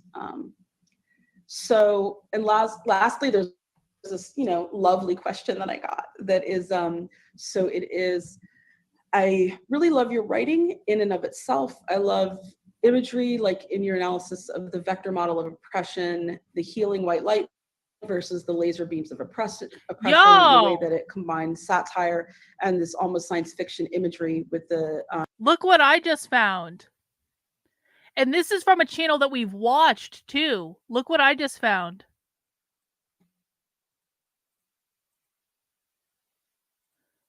This is from like the City University of New York. Queer in the nationalist context. 10 years old. Let's watch that one this week. What the fuck? Homo nationalism? What is this? All right, I guess we'll look into a little bit more about that this week. All right, guys, we have probably about 7 minutes left of this presentation. If you have not yet mounted the like button, now is the time to do so. Let's wrap up this stream. And thank you guys for joining me for Socialism Saturday. We do Socialism Saturday every Saturday at 6 p.m. As a reminder, if you want to join us for movie night tomorrow, where we are going to be watching Midsummer, one of the greatest movies of all time, in my estimation. It will scare the hell out of you, and it'll be great. It'll be emotionally. It's gonna. I'm forcing you guys to build resilience by watching Midsummer with me, but it's gonna be great. And we're doing that tomorrow at 8 p.m. in the supporter Discord. You can find out how to join the supporter Discord by going to my Substack, Carlyn, KARLYN.substack.com. Political analysis, and then it goes on, it's more complimentary. So thank you.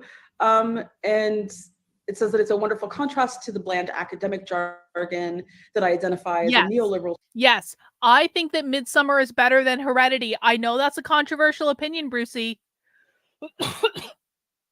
Heredity is good. Don't get it twisted. Heredity is a great movie. Midsummer is better. Trend and an intellectual dead end. And then the question asked me if I could talk about my writing influences and where that comes from. So yeah, I mean, that's always like such a wonderful compliment, and it's a wonderful thing to hear. And it means a lot to me. I think that when you reach out to people who are writing, to Marxists who are writing, and talk to them about their work, and you're happy about it, it really keeps you going, and I don't know, it really keeps you, it gets you inspired to do more. Yeah, I have it. Because you feel like you're making connections with other people. It's this distance way of it, right? You're making this connection, and it's important for writers. So I just wanted to say that. I wanted to say a little funny story about the laser beam analogy. I was talking to a friend, a comrade, and he said to me, you know, like, oh, I like how you use that disco, like a discotheque as an analogy, like lasers bouncing off a mirrored ball. You know, it was like very queer. It never crossed my mind that I was doing that at all. So I just said, okay, well, you know, I'm invoking queer culture in my analogy in ways that I never had any idea I was doing. So when it comes to writing, I write the way I work out problems in my head. And the way that I solve problems is that I try to explain things to myself. And I often do that by analogy, or by breaking apart a problem that's in a way that's digestible for me, taking off pieces, seeing how that piece relates to the whole. And I think that it does take, I don't know, I try to cultivate like a kind of an ethic of patience. I don't have a lot of patience with myself, so it's something that I need to do to, you know, to keep going. And I think that a few of my writing influences, I did work with the novelist E.L. Doctorow, so I've spent a lot of time thinking about writing. I, of course, am influenced by Marxist style, and actually a huge fan of the Surrealists. And what that does is it helps me break through jargon, right? If I'm thinking about something in a way that's jargony, it means to me that I've probably stopped thinking about it. So I just think it's a good exercise. And then I also have like really problematic faves too, like writers that have helped me that I don't agree with their politics, like Borges, for example. He helped me think about writing with more concision. And also there's, you know, there's Nietzsche's points about using cliches. You know, cliched language is non-communication. And Althusser, for example, is another philosopher whose ideas I don't subscribe to at all, but his word overdetermined really does connect to some of the problems that we have in communicating with one another, like I've mentioned before, the term homonormativity, where it ends up being used everywhere and then ends up kind of meaning nothing. And what I try not to read is propaganda, usually because, you know, I don't know, I guess, you know, here's the thing. When you're reading propaganda, you don't know it's propaganda because it sounds new to you. So by the time you're looking at something and going, yeah, this is just really super propagandistic, you already know all the information and you're not really reading it anymore. So I'm always kind of, I guess, looking for new information. The other thing is that jargon, being in a jargon. She's a horrible presenter, by the way. Like, she's like so like in an isolated in-group. And it's hard for me to listen to her, but she says, you know, some the world is empirically organized through experts, where you have your language and you have your language and you have your language and you figure out little problems, and we all figure out our little problems and never integrate them dialectically, then, you know, then we'll be fine. And it's that kind of lack of integrated knowledge that neoliberalism in particular as a form of capitalism operates off of. So neoliberalism is a form of capitalism. When I talk, I try to understand, thinking from an internationalist perspective, that people might not know the meaning of the word that I just said. And practicing that and using that as a point of discipline, it means that I have to describe what I'm talking about. I just can't like parrot a talking point or a party line or something that I've internalized. I have to examine it, and I have to really find 10 different ways to articulate the thing that I'm saying. And it helps me understand what I'm saying better. And it's a practice that I would really suggest for anybody that's trying to organize. I mean, it works. I think it works for me really well. So if you liked my writing and you thought that was helpful to you, that's kind of my process for that. So those are the questions that were given to me. I have other things that I can talk about, but I also know that it's really difficult to listen to somebody for this long. The brain, and socialism talk 45 minutes and ramble really quickly. I'm gonna give you some time, and maybe we can come back to some questions. One of the things that I would want to talk about is kind of conceptions of structure in the book and system, because one of the other things that the book is really dealing with are along the lines of jargon, right? Are multiple understandings of the word structure, and what is a Marxist understanding of the word structure? What's a Marxist understanding of the word system?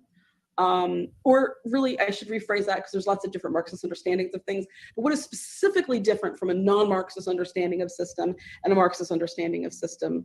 And I think it's particularly important in street politics, because everybody's down with like smashing the system, and everybody's down with like fighting the structures, but like we never talk about what those things are. So talking about what that means specifically as Marxist is, I think, helpful. All right. That is that. And that, I think, is going to be the last presentation we watch today, because we could keep going, and maybe we will continue with the Denver Marxist, Denver Communists at some point. But I'm tired. And I want to just hang out. And maybe I want to go watch Heredity as a precursor to Midsummer tomorrow night. But guys, thank you for hanging out with me for this stream. I really do appreciate it.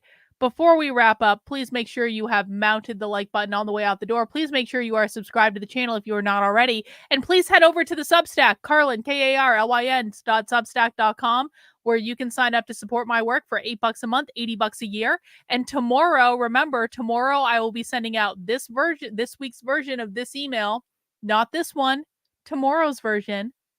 And for those of you who would like to join me for movie night, what you need to do is to scroll all the way down to the bottom of this email, and underneath this red box, you're going to find links to the supporter Discord. You're going to find links to the community Zoom calls we do on Monday and Wednesday. You're going to find a 10% off discount to the Unwoke Art Store, all sorts of other supporter perks. And we have a spy stream this week, and it's going to be great, and you guys are going to love it. And the only people who are going to get access to the spy stream are people who are supporters on Substack, on Locals, on Twitter, or on YouTube channel membership. Jeff! That's very nice of you, Jeff. I really do appreciate it. Thank you so much for the nice super chat. All right, guys. That is all we have for tonight. I hope you all have a great night. We will see you tomorrow for movie night. Take care, guys. We'll see you soon. Bye.